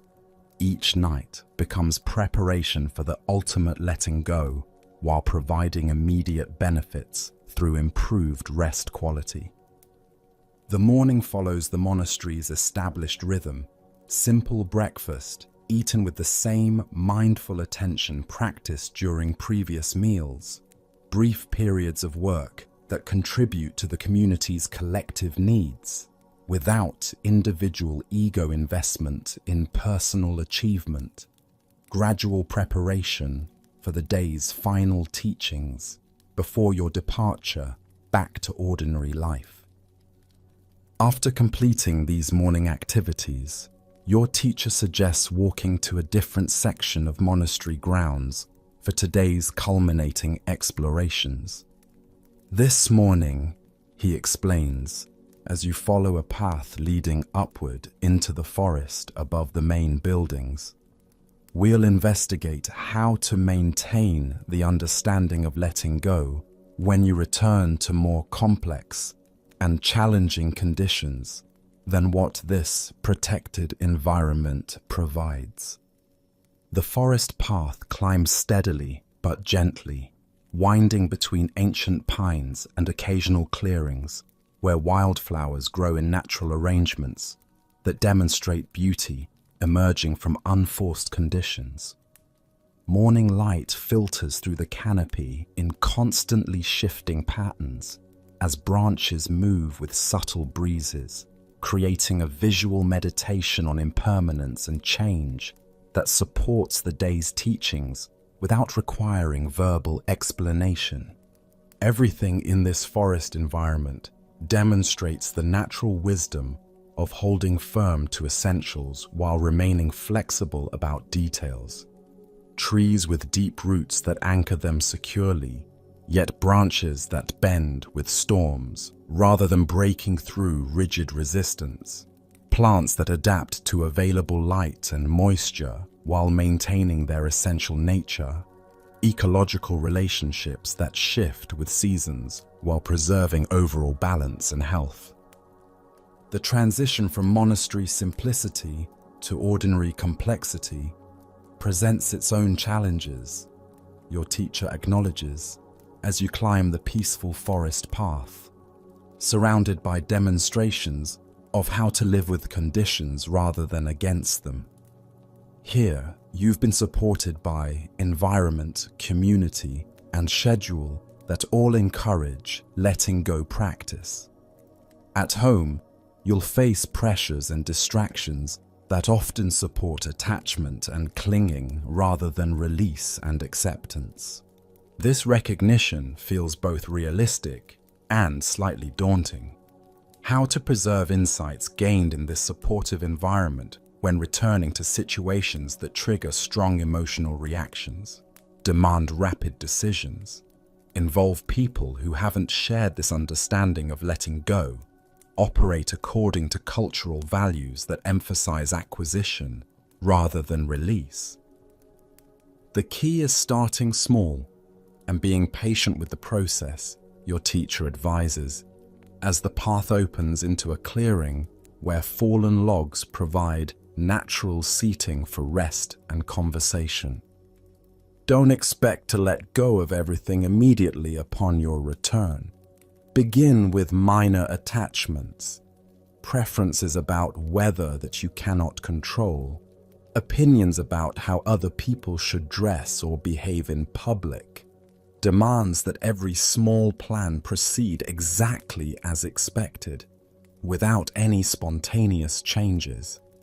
You settle on one of the sun-warmed logs, appreciating how perfectly it serves as seating without any human modification or improvement.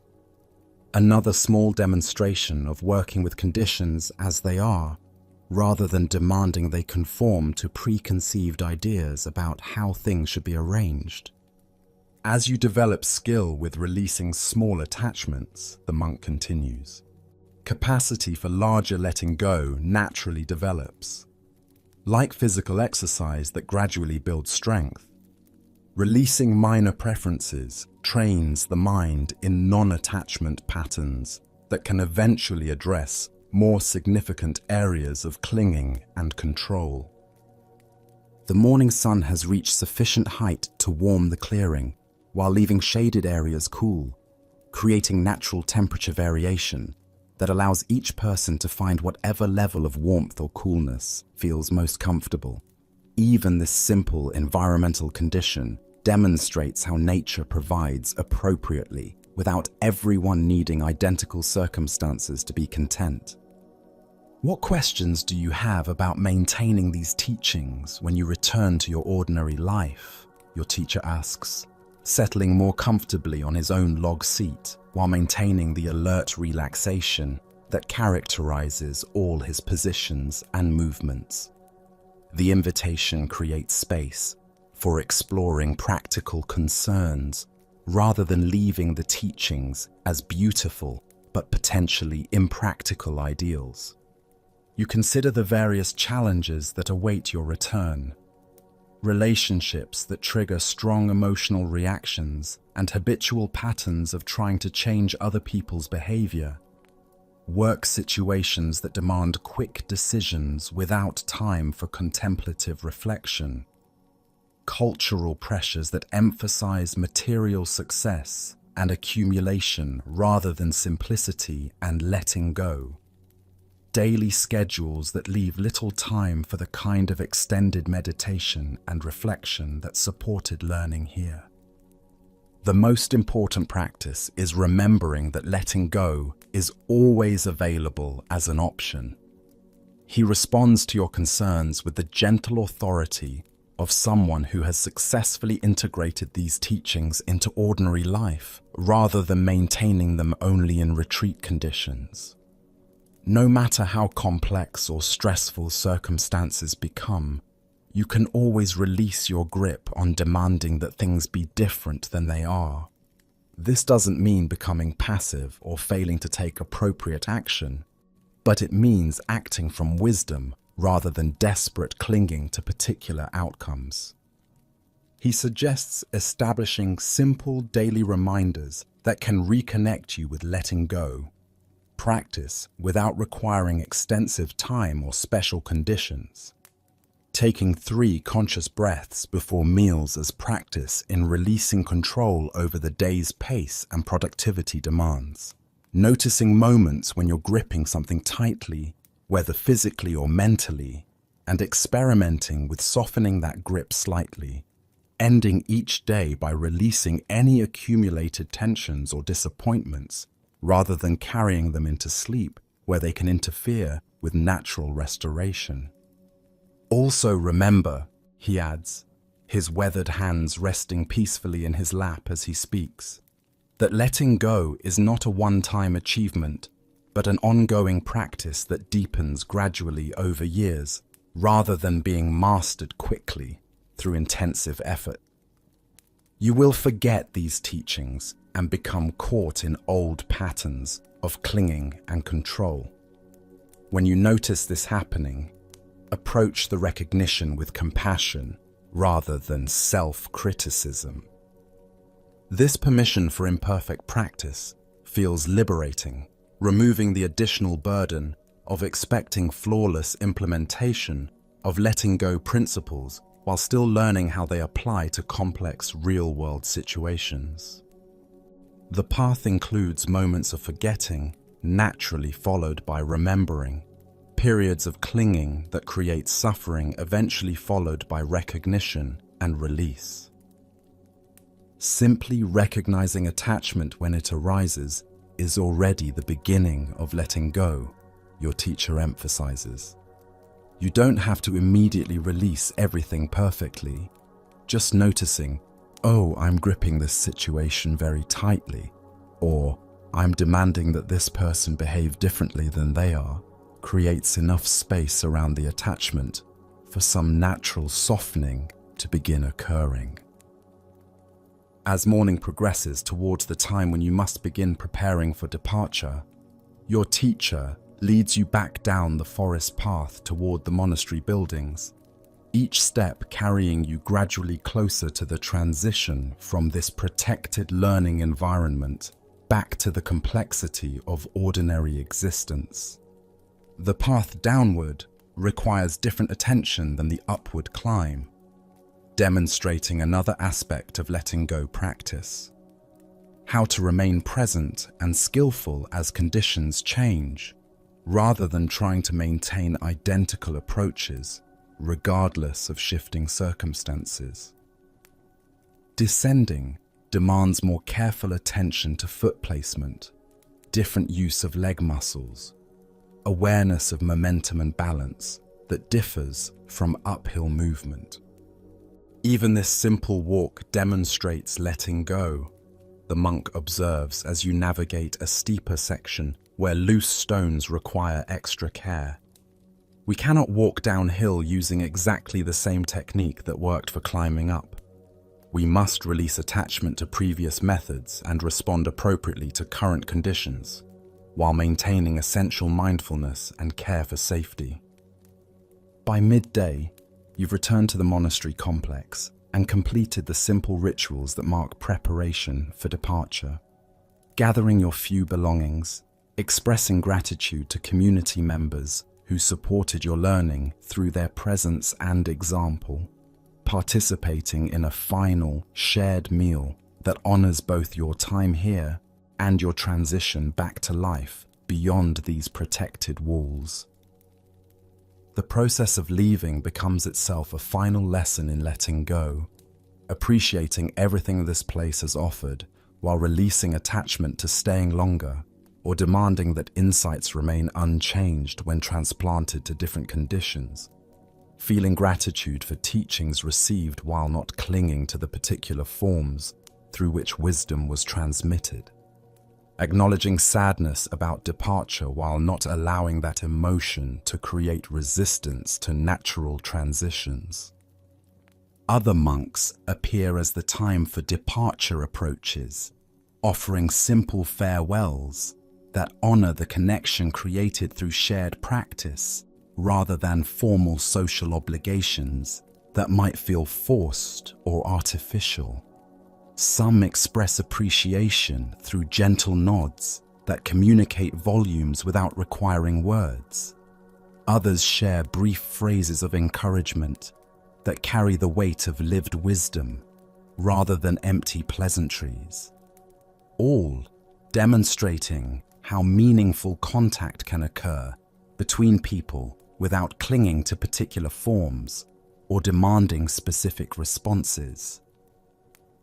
Though your stay has been brief by monastery standards, the connections feel genuine and lasting, based on mutual commitment to understanding rather than personal chemistry or entertainment value. These relationships formed through shared exploration of letting go somehow feel more substantial than many connections that develop over years of casual social interaction without deeper purpose or spiritual foundation. Your teacher accompanies you to the monastery gate, where the path begins its descent toward the valley and eventual transportation back to your ordinary life. The morning has reached that perfect temperature where neither warmth nor coolness dominates awareness, creating conditions that support presence rather than distraction through physical discomfort or excessive comfort that might create attachment to pleasant sensations. As you return to your world, the monk says at the threshold between monastery grounds and the mountain path that leads back toward complexity, remember that these teachings on letting go aren't separate from ordinary life, but reveal its true nature when perceived clearly. Everything you encounter, from mundane tasks to profound challenges, offers opportunities for practicing release when approached with appropriate understanding. He places something small in your hand, a simple wooden bead worn smooth by years of handling, similar to those on prayer malas used by practitioners throughout various Buddhist traditions. The bead feels warm from his touch and perfectly sized for thumb and finger to hold without strain, a physical reminder designed for practical use rather than decorative display. This can serve as a reminder when you need it, he explains, his weathered fingers briefly covering your hand as he transfers this simple gift. Whenever you notice it in your pocket or see it on your shelf, take one conscious breath and practice letting go of whatever you're gripping too tightly in that moment. Not forcing release through will or effort, just softening your grip slightly and observing what happens naturally. The simple gift feels perfectly appropriate, not elaborate or precious in ways that might create attachment to the object itself, but meaningful as a practical tool for continued practice that can function in any environment or circumstance without drawing attention or requiring special conditions for use. Remember, your teacher says with a final bow that honors both your individual journey and the universal human quest for freedom from unnecessary suffering. Everything you learned here was already present in your own experience. We simply pointed to what was always available, but perhaps not recognized clearly. The true teacher is your own willingness to let go when clinging creates suffering, your own capacity to soften when gripping creates tension, with gratitude that feels as natural as breathing and a slight sadness at leaving that somehow doesn't contradict the peace you found. You begin your journey back toward ordinary life, carrying these teachings on letting go into whatever conditions await your return. Each step down the mountain path becomes practice in releasing attachment to this monastery experience while maintaining the essential understanding it helped clarify. The descent proceeds slowly, not from reluctance to leave, but from natural carefulness required by the terrain and genuine appreciation for each stage of the transition. The path itself teaches letting go through requiring release of each step before the next can be taken, demonstrating through physical movement the essential rhythm of holding and releasing that governs all healthy processes. As monastery buildings disappear behind ascending ridges and curves in the path, you notice how the teachings remain vivid and accessible despite the loss of environmental support. Perhaps this demonstrates what the monk meant about true learning, insights that integrate so naturally into awareness that they don't depend on external reminders or special conditions to remain alive and functional. The wooden bead rests in your pocket, its presence noticeable without being intrusive, available for conscious use without demanding constant attention.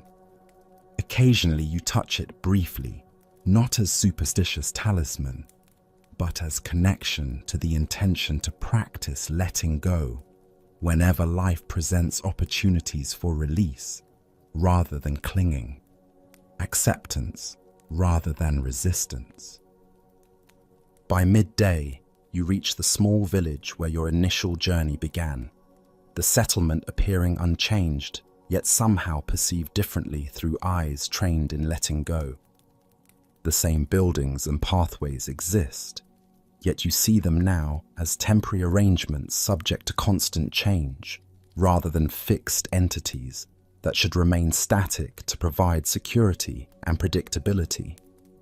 While waiting for transportation back to your regular life, you sit at a small cafe overlooking the village square, where ordinary activities unfold with the same eternal patterns that govern human communities everywhere.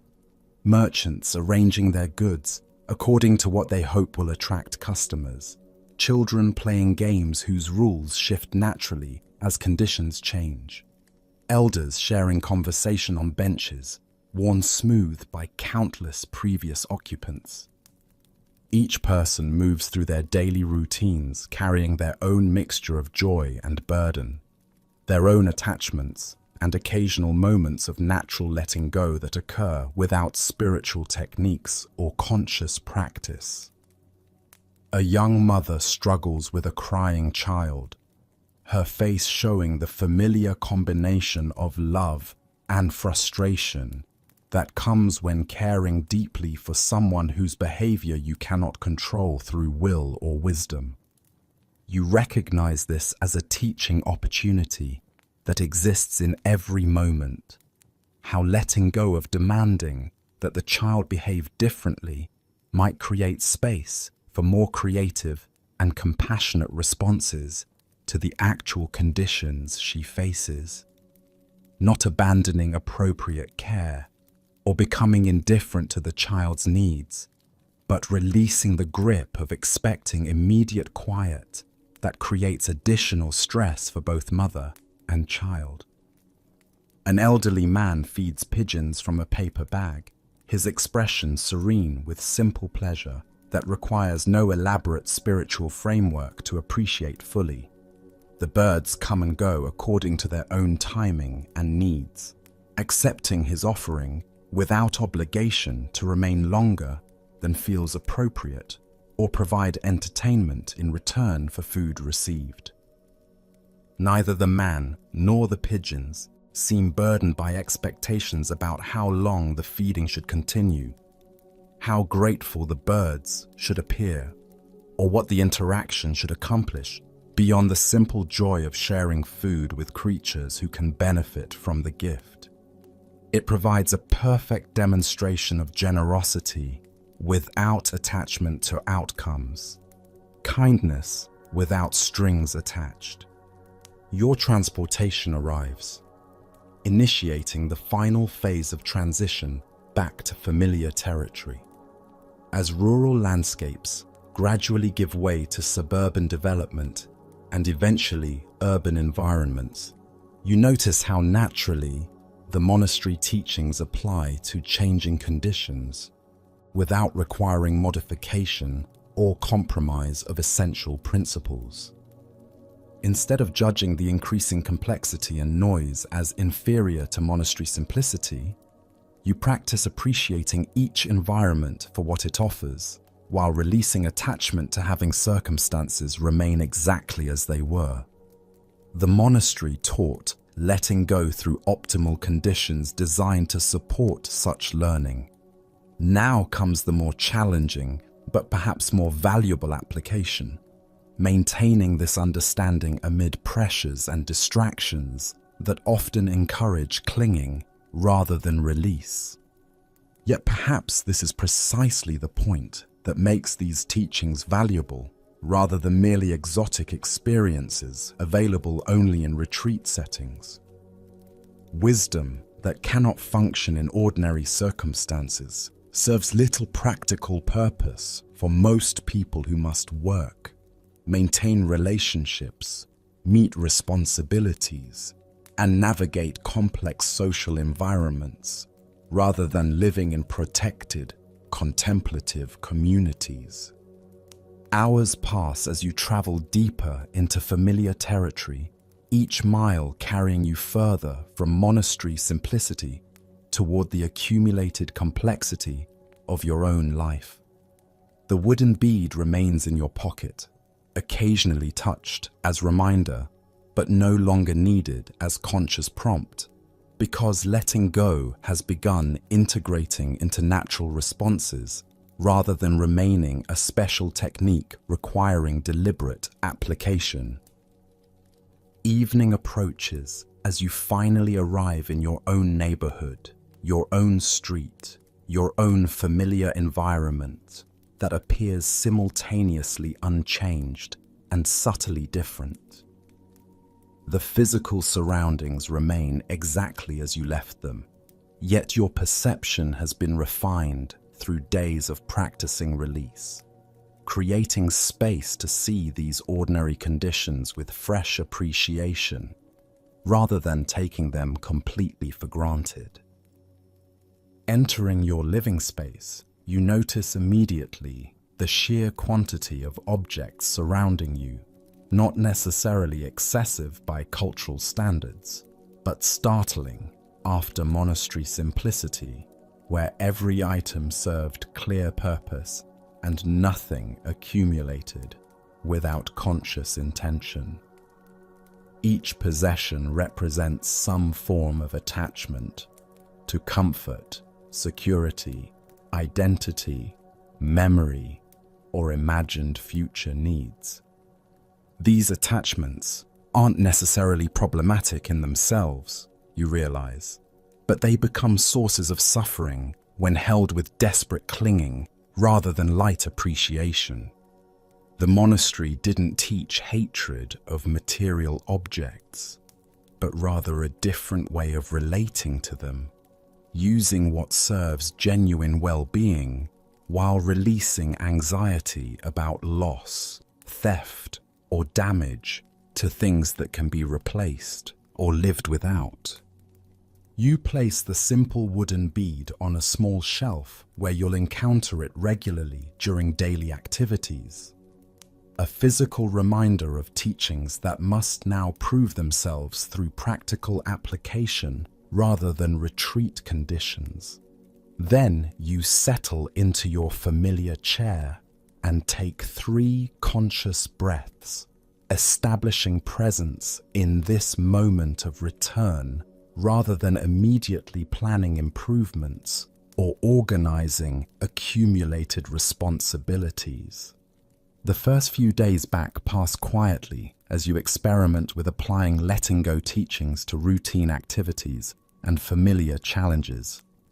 Morning coffee becomes an opportunity to practice appreciation without clinging, enjoying each sip fully while releasing attachment to making the experience last longer than its natural duration, appreciating the warmth and flavor without demanding that future cups provide identical satisfaction.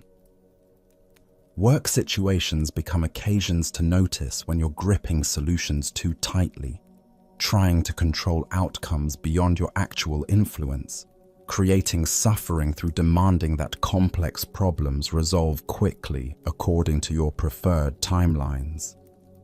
The letting go practice doesn't reduce your effectiveness or commitment to quality work, but it does reduce the additional stress created by attachment to having everything proceed exactly as planned. A particularly challenging conversation with a family member provides valuable practice in maintaining care while releasing control. Old patterns of emotional reactivity arise automatically when they express opinions you consider unwise or make choices you believe might harm their well-being or happiness. These familiar reactions feel like comfortable old clothes, well-worn grooves of response that require no conscious choice or creativity. Yet alongside the habitual frustration and urge to convince them of better alternatives, new awareness emerges, like morning light, gradually illuminating a familiar landscape. You recognize the possibility of loving them completely while releasing attachment to changing their mind, of offering perspective clearly without demanding it be accepted or implemented, of caring about their well-being without assuming responsibility for their choices. The conversation doesn't magically resolve all disagreements or eliminate the differences of opinion that triggered initial conflict. They remain free to consider or ignore your input according to their own judgment and life experience.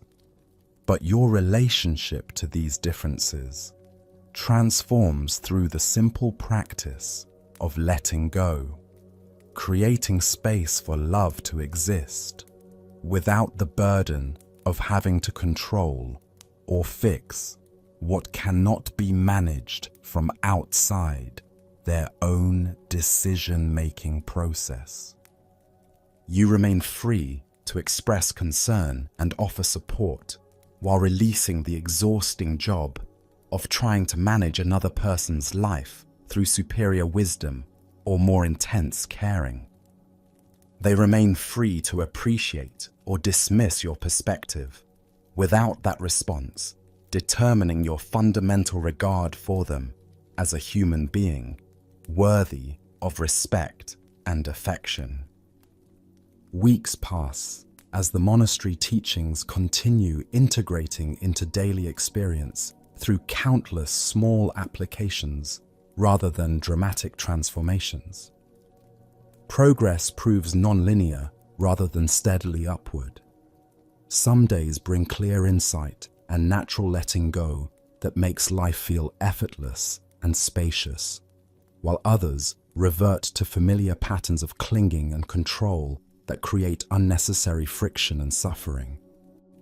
Yet even the forgetting becomes instructive when approached with compassion rather than self-criticism that would create additional suffering beyond whatever attachment initially caused difficulty. Each recognition of clinging offers a fresh opportunity to practice release without judgment about why the attachment arose or how long it persisted before being noticed. A work project fails despite careful planning and diligent effort, triggering initial reactions of disappointment and self-blame that feel as automatic as reflexes. These responses seem completely justified given the time and energy invested, the hopes attached to successful completion, the professional consequences that might follow from the failure to achieve expected results.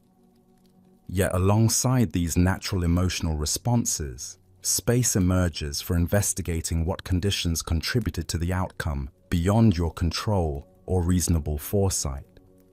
The failure, while genuinely disappointing and potentially costly, need not become personal proof of inadequacy or reason for extended suffering that serves no constructive purpose. It simply represents one outcome arising from complex conditions, most of which remain beyond any individual's complete management or prediction. Learning what can be learned from the experience while releasing attachment to having it turn out differently allows energy to flow toward more skillful future efforts, rather than being trapped in unproductive regret about unchangeable past events. Walking in a local park one evening as autumn begins, painting leaves in colors that demonstrate nature's perfect letting go, you encounter a scene that perfectly illustrates the teachings without requiring any spiritual interpretation or forced symbolism. An elderly woman sits on a bench feeding ducks at a small pond, her movements slow and deliberate, her expression peaceful in ways that suggest years of practice in finding contentment through simple activities. The ducks come and go according to their own patterns and needs, accepting food without obligation to provide entertainment, companionship, or gratitude in return for nourishment received. She offers what she has brought without demanding specific responses or becoming upset when certain ducks prove less interested than others in accepting her gifts. When the bread runs out and the ducks gradually disperse to other activities that serve their various needs, she watches their departure with the same peaceful attention she gave their arrival.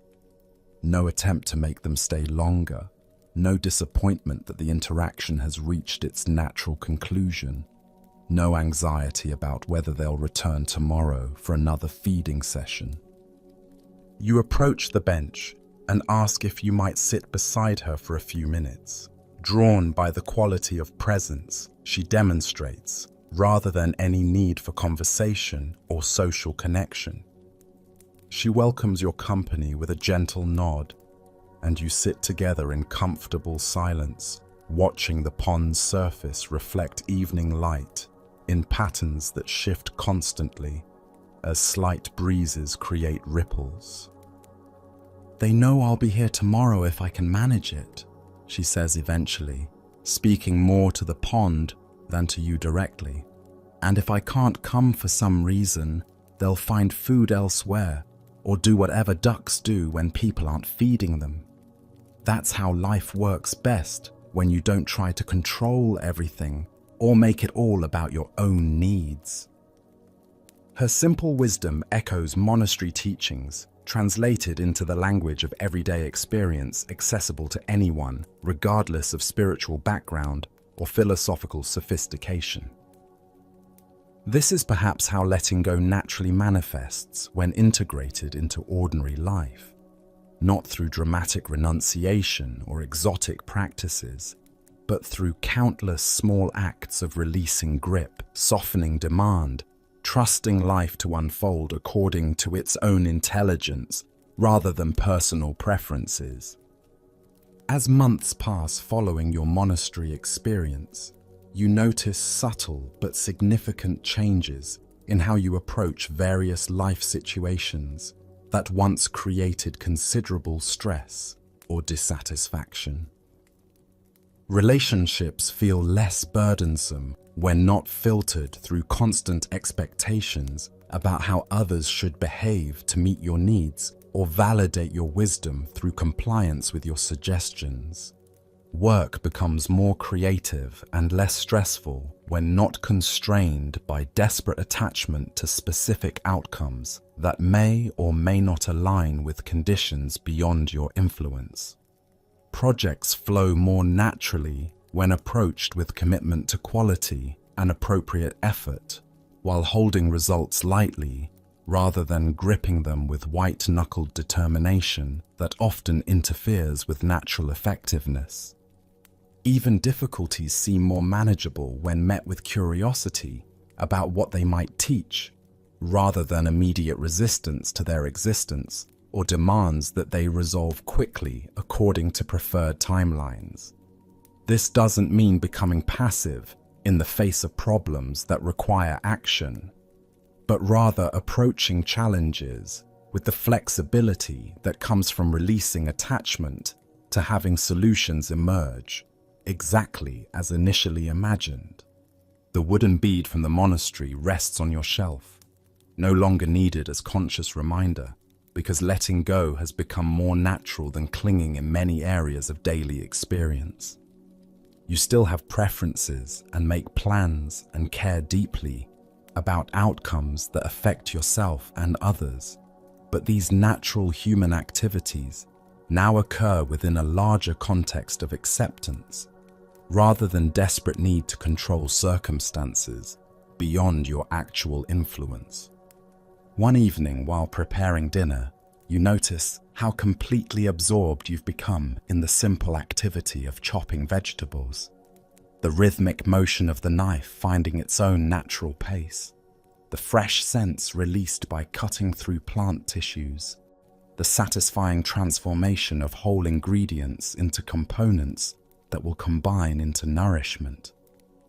This ordinary task has become meditative without effort or special spiritual techniques.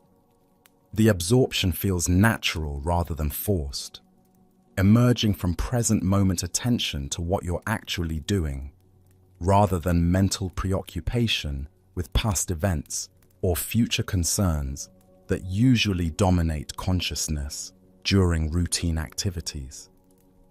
Perhaps this demonstrates how letting go naturally infuses daily experience, when not pursued as spiritual achievement, but simply practiced as sensible response to life's constant changes.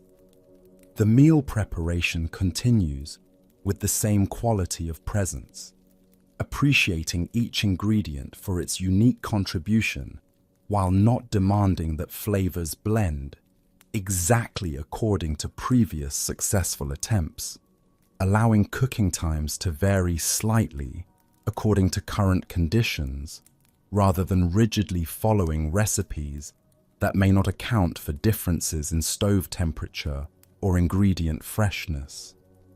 Even cleaning dishes afterward maintains this natural mindfulness, feeling the warm water and soap creating cleansing conditions, noticing how easy it becomes to remove food residues when soaking time and scrubbing pressure work together appropriately, appreciating the satisfaction that comes from completing this simple task thoroughly without rushing toward other activities that might seem more important or interesting. These ordinary activities demonstrate how letting go expresses itself through daily life when integrated naturally, rather than applied as special technique requiring conscious effort or spiritual framework. The teachings have become like breathing, so essential and automatic that they operate below conscious awareness while supporting everything else that occurs. Later that evening, sitting quietly as day transitions toward night, you reflect on how profoundly your relationship with experience has shifted since those days at the mountain monastery. External circumstances remain largely similar. Same living situation, same job responsibilities, many of the same relationships and daily activities that comprised your life before learning about letting go through direct practice. Yet, your approach to these familiar conditions has transformed through the simple cultivation of releasing attachment to having things be different than they are. This doesn't mean becoming passive or ceasing to work toward positive change when action seems appropriate, but rather engaging with life from wisdom, rather than desperate, clinging to outcomes beyond your control. You still take appropriate action when situations call for response, still express preferences and work toward goals that seem worthwhile, still care deeply about results that affect yourself and others. But these natural human activities now occur within a foundation of acceptance that prevents the additional suffering created by demanding that reality conform to personal preferences, regardless of conditions that may make such conformity impossible or inappropriate. As you prepare for sleep on this ordinary evening, months after your monastery experience, you recognize how naturally letting go has woven itself into the fabric of daily existence. Not as exotic spiritual practice requiring special conditions or elaborate techniques, but as the natural response of wisdom to life's constant changes and challenges that cannot be controlled through will or effort alone.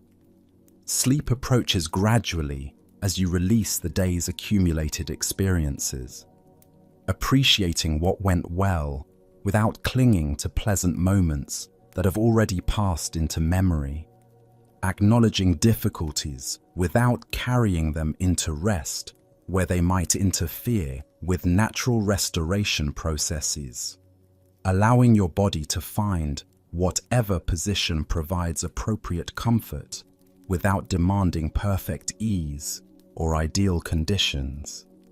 Even the transition from wakefulness to sleep becomes another opportunity to practice letting go, releasing conscious control while trusting natural processes to provide whatever rest and renewal your body requires, without supervision or improvement efforts from your well-meaning, but ultimately unnecessary, conscious management.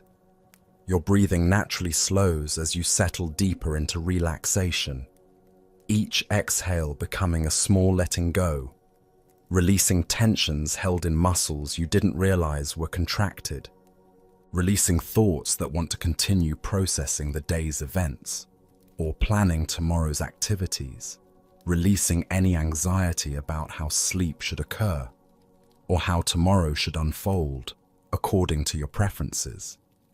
The simple wooden bead sits quietly on its shelf, no longer needed as reminder, because letting go has become as natural as breathing, as automatic as the heart beating, as effortless as the countless physiological processes that sustain life without requiring conscious direction or constant monitoring for proper function.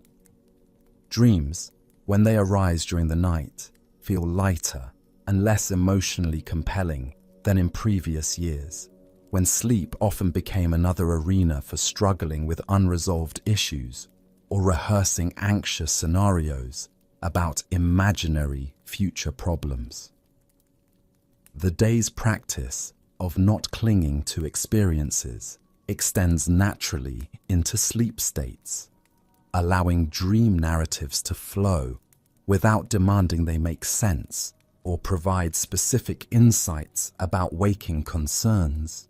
Sleep itself becomes deeper and more restorative when approached as another form of letting go, rather than unconscious battle with whatever tensions or worries might have accumulated during daytime activities. The body knows how to rest and restore itself when not interfered with by mental efforts to control or improve natural processes that function optimally when left alone. And if you find yourself awakening during the night, as occasionally happens with changing seasons or minor physical discomforts, you can practice letting go even then, releasing attachment to uninterrupted sleep, appreciating whatever rest you've already received without demanding more, allowing your body to find whatever position feels most comfortable without forcing perfect ease. These middle-of-the-night awakenings become opportunities for gentle practice rather than sources of frustration about disrupted sleep patterns or anxiety about being tired tomorrow. You can lie quietly appreciating the silence and darkness, perhaps noticing stars visible through your window or listening to subtle night sounds that usually pass unnoticed during busy daytime hours. Morning will arrive when conditions naturally support the transition from sleep to wakefulness, bringing another day of opportunities to practice letting go through ordinary activities and unexpected challenges. But for now, in this peaceful time of settling toward rest, you can simply be held by the natural wisdom that has sustained you through every night of sleep you've ever experienced. The teachings continue working within you, even as conscious awareness settles towards sleep, integrating at levels deeper than thought or intention. Your body knows how to rest without your management. Your breath continues its natural rhythm without conscious control. Your heart maintains its steady beating through all cycles of activity and rest, waking and sleeping, without requiring supervision or improvement efforts. Let go of needing to understand exactly how these natural processes work so perfectly without your conscious participation. Let go of monitoring your progress towards sleep or evaluating how well you're practicing. Letting go. Let go of any remaining tensions from the day, any concerns about tomorrow's responsibilities, any expectations about how this night's rest should unfold according to your preferences. Simply allow yourself to be supported by the natural intelligence that governs all healthy processes, that moves the seasons in their eternal cycles, that guides birds in their migrations, that causes flowers to bloom when conditions are appropriate and seeds to sprout when the time arrives for new growth. Everything arises and passes according to conditions that arrange themselves through wisdom, far more complex and reliable than any individual understanding could encompass or direct. Even this moment of settling towards sleep emerges from specific causes: physical tiredness accumulated through the day's activities, mental relaxation supported by letting go practice, appropriate environment that supports rest, the natural rhythm that calls all living beings toward the restoration that sleep provides. You need not create these conditions or improve upon their natural functioning. They unfold according to their own perfect timing, supporting your rest through ancient biological wisdom that requires no conscious supervision or enhancement efforts. Trust this process that has carried you safely through every night of your life, that will continue operating reliably, regardless of whether you understand or attempt to control its mechanisms. And if thoughts continue arising as you settle deeper towards sleep, you can practice letting go with them as well, noticing each mental activity without being captured by its story or emotional charge, allowing thinking to continue its natural flow without resistance that might create tension or pursuit, that might create stimulation, trusting that mental activity will naturally quiet as sleep approaches, regardless of your attempts to force or prevent this settling. Let go of doing anything about anything that might be occurring in your experience. Let go of fixing, improving, or perfecting any aspect of this moment of transition toward rest. Let go of analyzing how successfully you're letting go, or whether you're applying the teachings correctly according to some imagined standard of spiritual performance.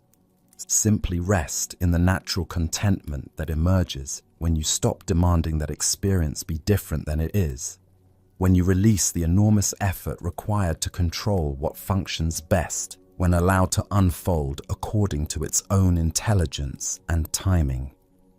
Your body settles more deeply into whatever position provides appropriate support, without forcing ideal comfort or demanding perfect ease. Your breathing continues its natural rhythm, sometimes deeper, sometimes more shallow, always perfectly suited to current conditions without requiring guidance or improvement from conscious intention.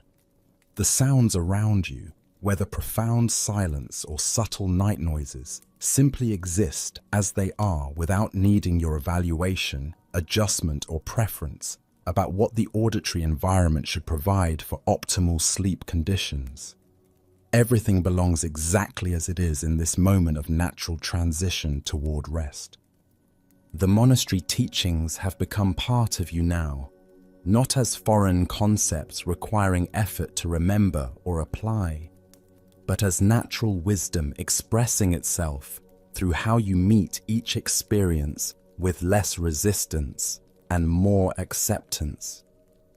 Letting go happens as naturally as releasing each breath to make space for the next inhalation, as effortlessly as allowing each day to complete itself so the next can begin fresh.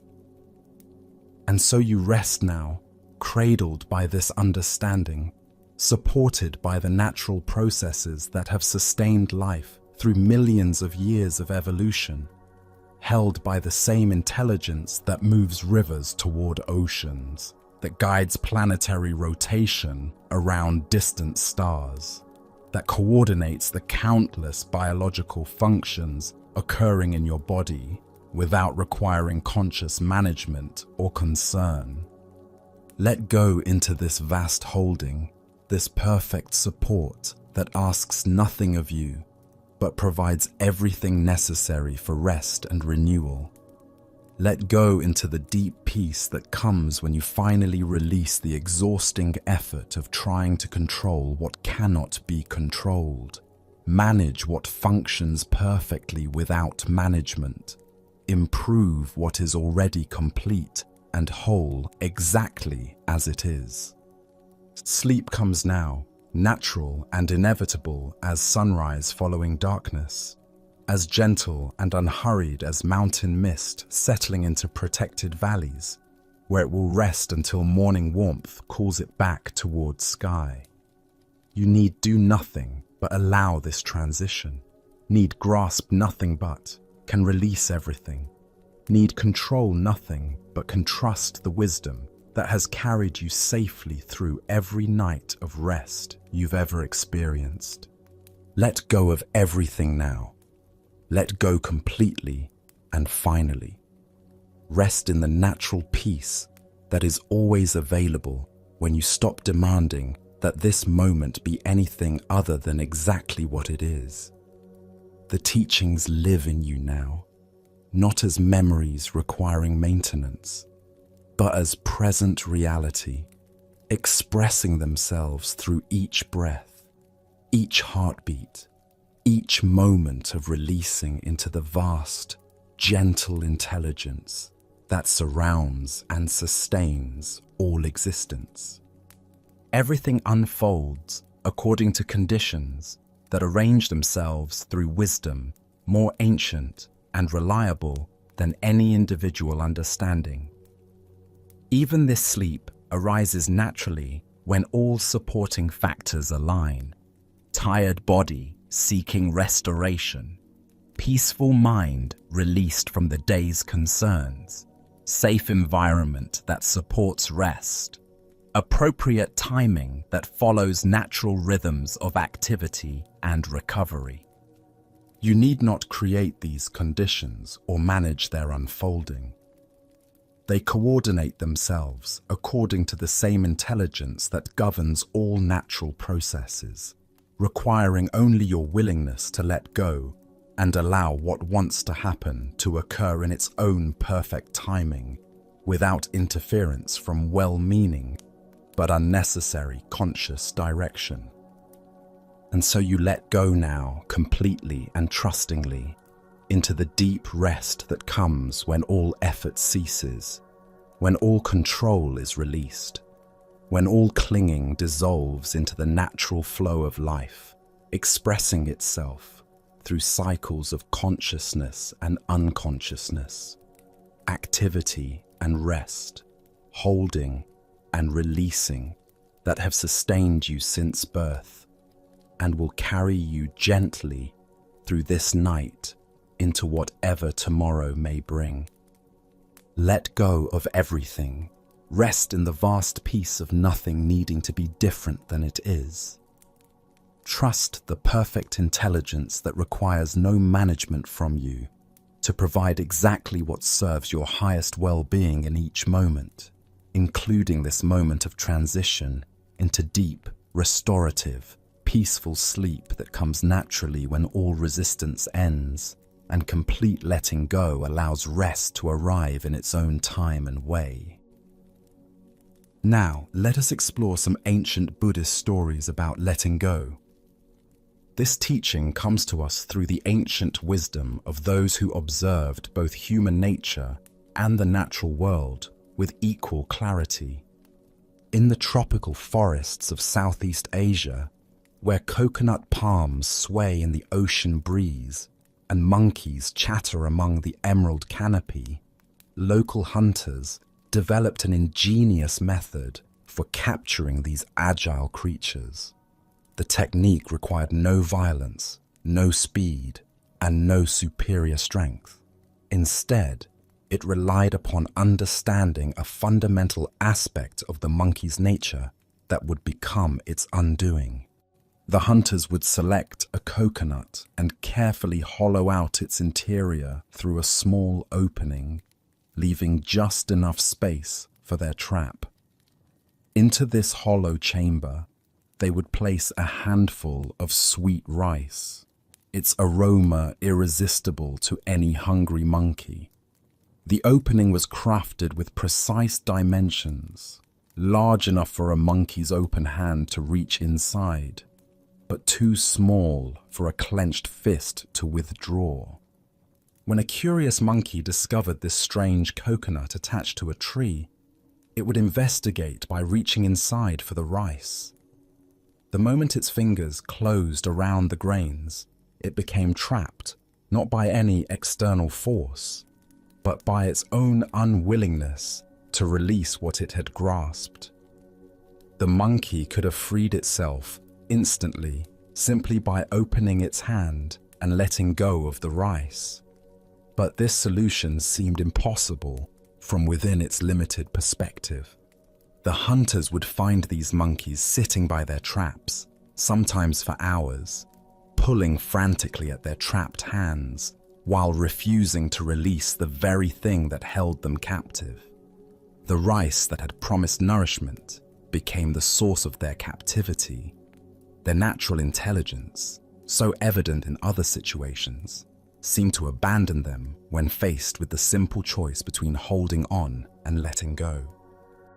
What made this trap so effective wasn't its physical construction but its psychological design.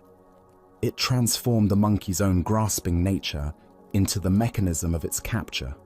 The stronger the monkey pulled, the more trapped it became. The tighter it gripped the rice, the more impossible escape appeared. The Buddha taught, "You only lose what you cling to." This profound teaching points directly to the monkey's predicament and our own. The story illuminates how our attachments, no matter how seemingly small or justified, can become the very prisons that limit our freedom. Why do we hold so tightly to things that ultimately constrain our movement through life? Buddhist psychology identifies this pattern as the root of much human suffering.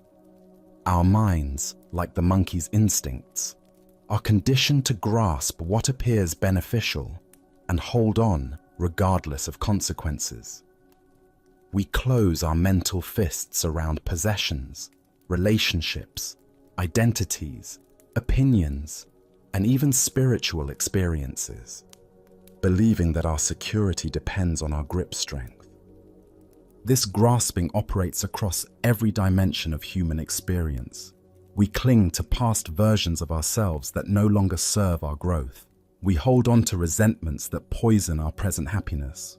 We grasp at relationships beyond their natural seasons.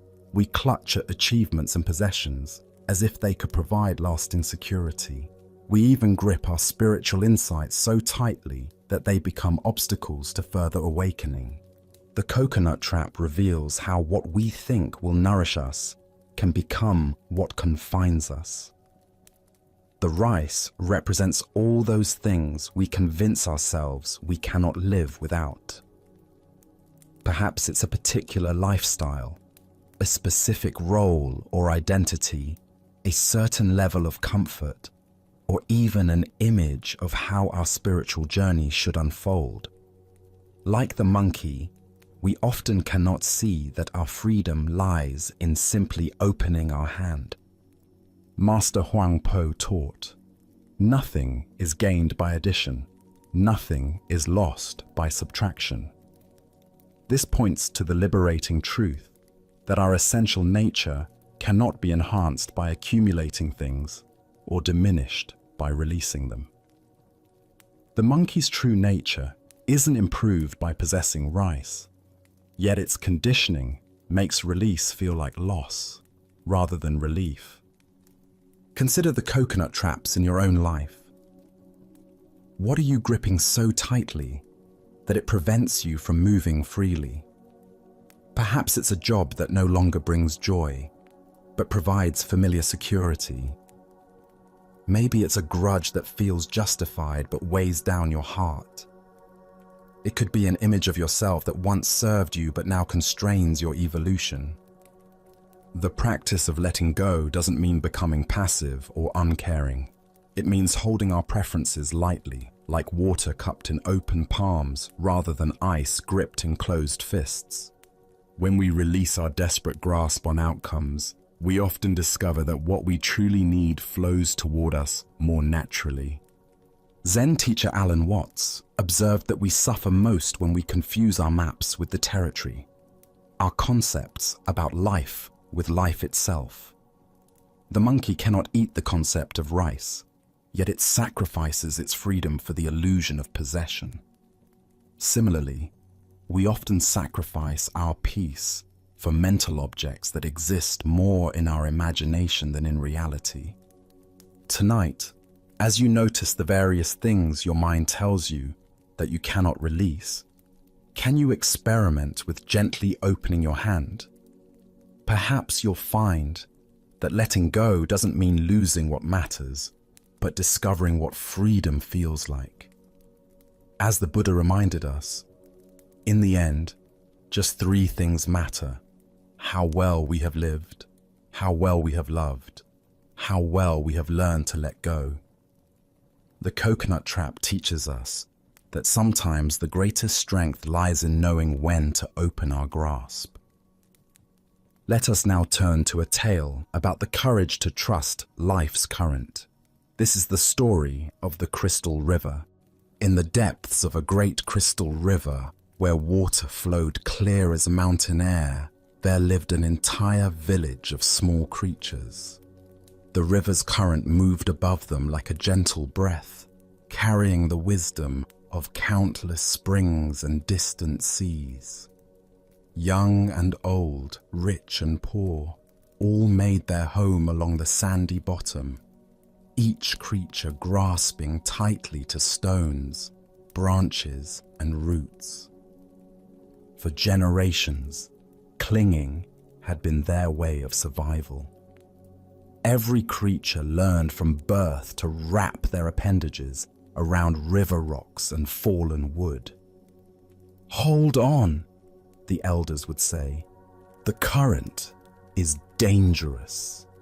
It will sweep you away to places unknown. Safety lies in staying exactly where you are." But one small creature grew weary of this endless grasping. Day after day, he watched the current flow overhead, seeing how it moved with such purpose and grace. While his neighbors complained about the effort required to maintain their grip, he found himself wondering what it might feel like to trust that flowing water.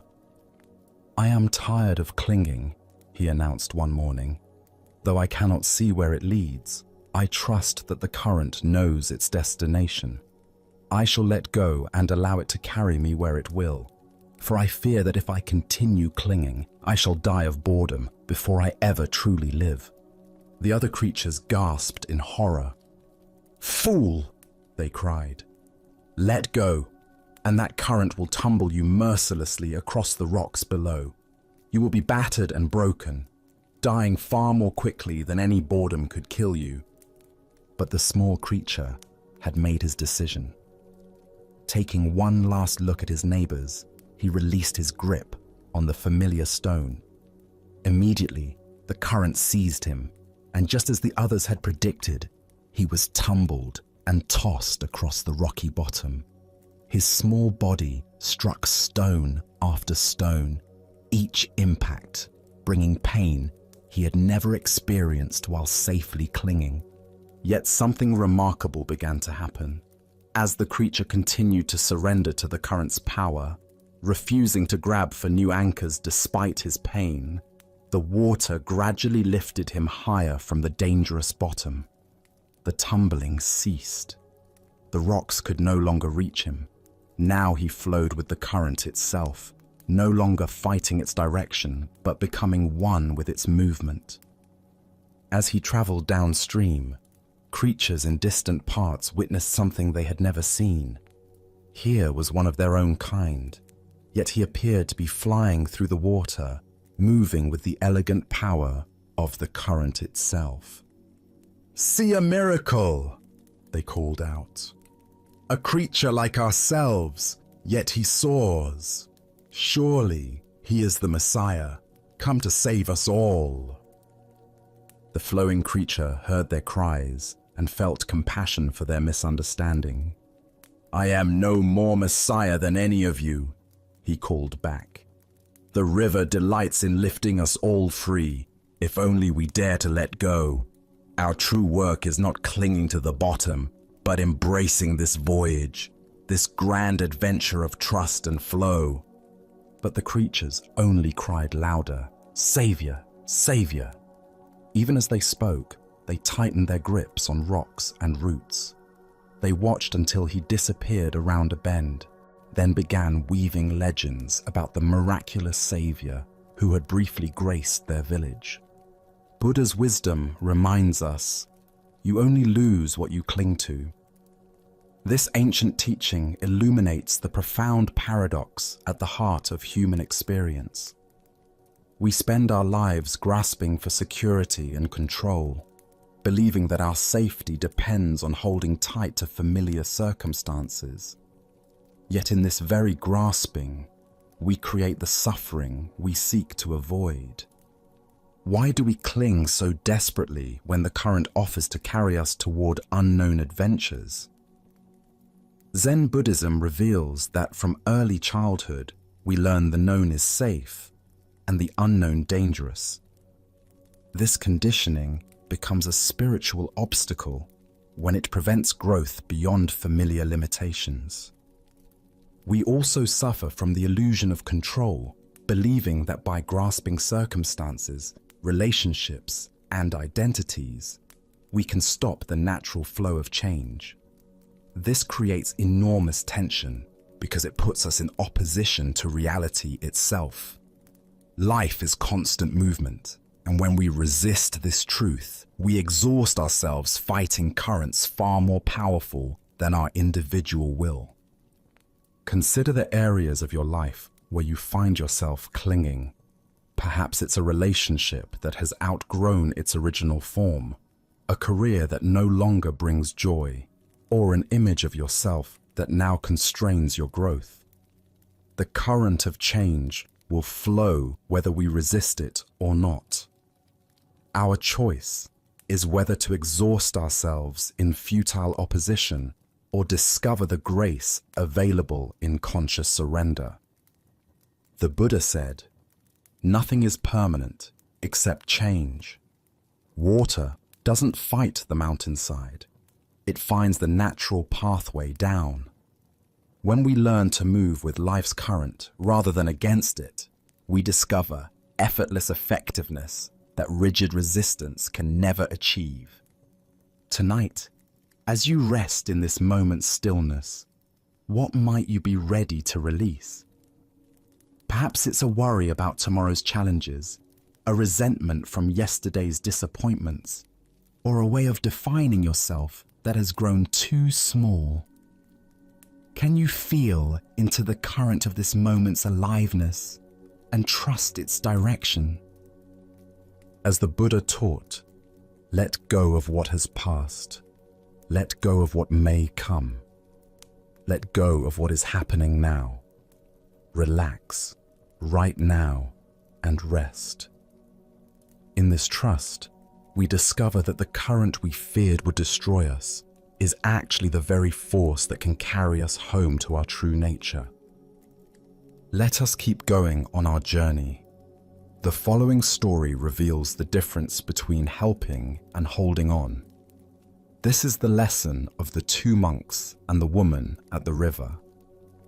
Two monks were traveling together along a mountain path, making their way to a distant monastery where they planned to continue their studies. Both were dedicated practitioners who had taken strict vows as part of their spiritual training, including a vow to avoid all physical contact with women. This wasn't born from disrespect, but from their understanding that such discipline helped maintain focus on their spiritual development. As they approached a swollen river where the usual bridge had been damaged by recent storms, they encountered a young woman standing uncertainly at the water's edge. The current was strong and treacherous, filled with debris from the mountain runoff, and she was clearly afraid to attempt crossing alone. "Please, honored monks," she called to them, "could one of you help me cross this dangerous water?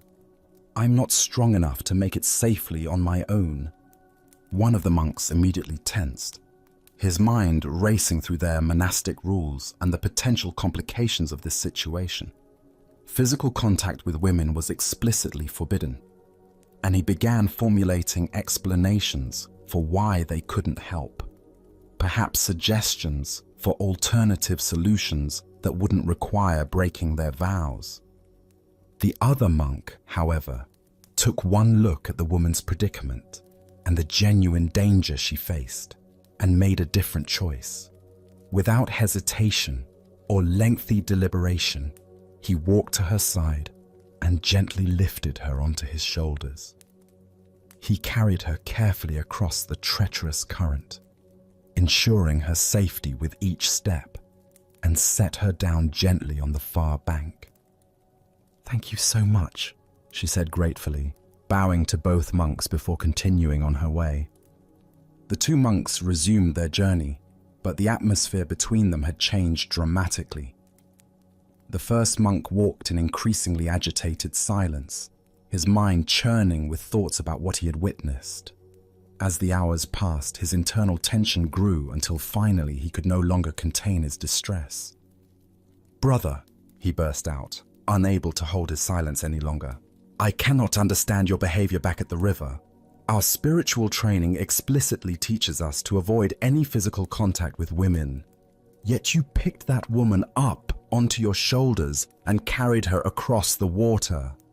How could you so blatantly violate our sacred vows?"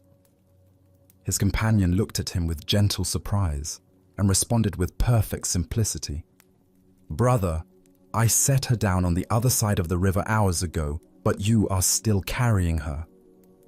Buddha's wisdom teaches us, holding on to anger is like grasping a hot coal with the intent of throwing it at someone else. You are the one who gets burned. This tale unveils the profound difference between compassionate action and mental attachment, between responding to present needs and carrying past events. Why do we often carry situations long after they've ended, replaying scenarios and nursing grievances that only exist in our own minds? Zen Buddhism reveals that much of our suffering comes not from what happens to us, but from our inability to release experiences once they've passed. The first monk's agitation demonstrates how rigid adherence to rules can sometimes conflict with the compassionate spirit that inspired those rules originally. His fellow monk saw a person in danger and responded with immediate kindness, then completely released the incident. But the first monk carried the event for hours, letting it grow heavier with each step. Consider your own tendency to replay past conversations, nurse old grievances, or mentally rehearse scenarios that have already ended.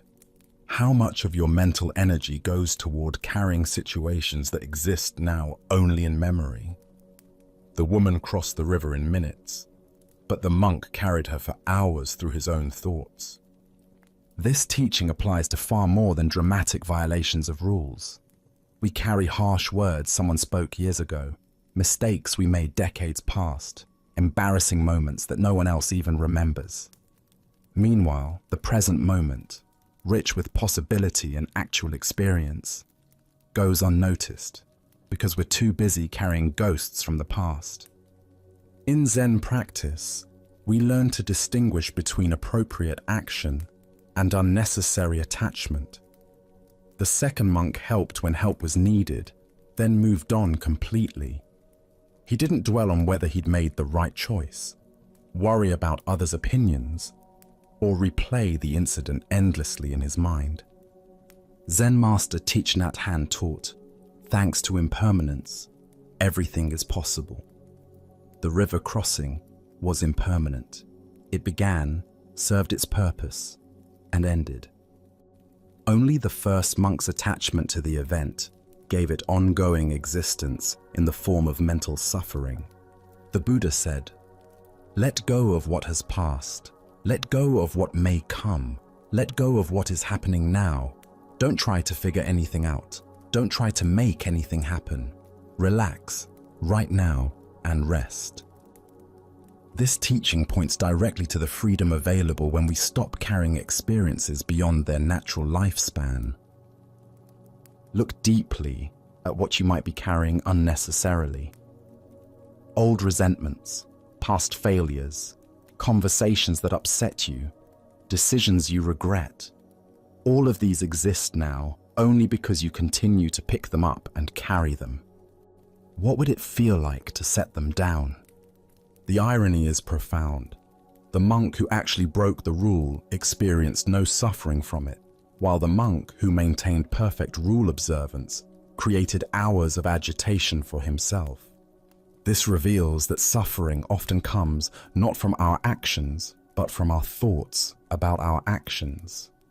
Tonight, as you notice your mind returning to past events, old grievances, or situations that have already ended, can you remember the wise monk's example? Can you practice setting down whatever you've been carrying unnecessarily, discovering the lightness that comes from traveling through life without the burden of yesterday's experiences? As Buddha's wisdom reminds us, in the end, only three things matter: how well we have lived, how well we have loved, how well we have learned to let go. True spiritual practice isn't about perfect rule following, but about responding appropriately to what's actually present, then releasing it completely to make space for whatever comes next. As we complete this journey together, from the misty mountain monastery back to the quiet sanctuary of this present moment, you carry within you the timeless wisdom of letting go. What began as teachings heard in an ancient hall has become living understanding woven into the fabric of your awareness. The monk's gentle guidance, the lotus flowers releasing their petals, the simple wooden bead worn smooth by countless hands. These were never separate from your own innate capacity for freedom. You've discovered that letting go isn't about becoming empty or indifferent, but about becoming spacious enough to hold all of life's experiences with grace. Like water flowing around stones, you can now move through challenges without the resistance that creates unnecessary suffering. The breath that naturally releases to make space for the next inhalation, the seasons that surrender one form to birth another, the sunset that lets go into darkness so dawn can emerge. You are part of this same intelligent rhythm. In your daily life, when old patterns of clinging arise, remember the monastery's teaching. You need not force release, only soften your grip and trust what wants to unfold. Each moment offers fresh opportunity to practice this ancient art. Whether washing dishes or navigating difficult conversations, feeding birds or simply breathing, life itself becomes your teacher in the sublime practice of letting go. Rest now in this understanding that has become as natural as your own heartbeat. Let go of the day's accumulated tensions, tomorrow's imagined burdens, and any need to carry what serves no purpose. You are held by the same vast intelligence that moves the stars and guides the rivers to the sea.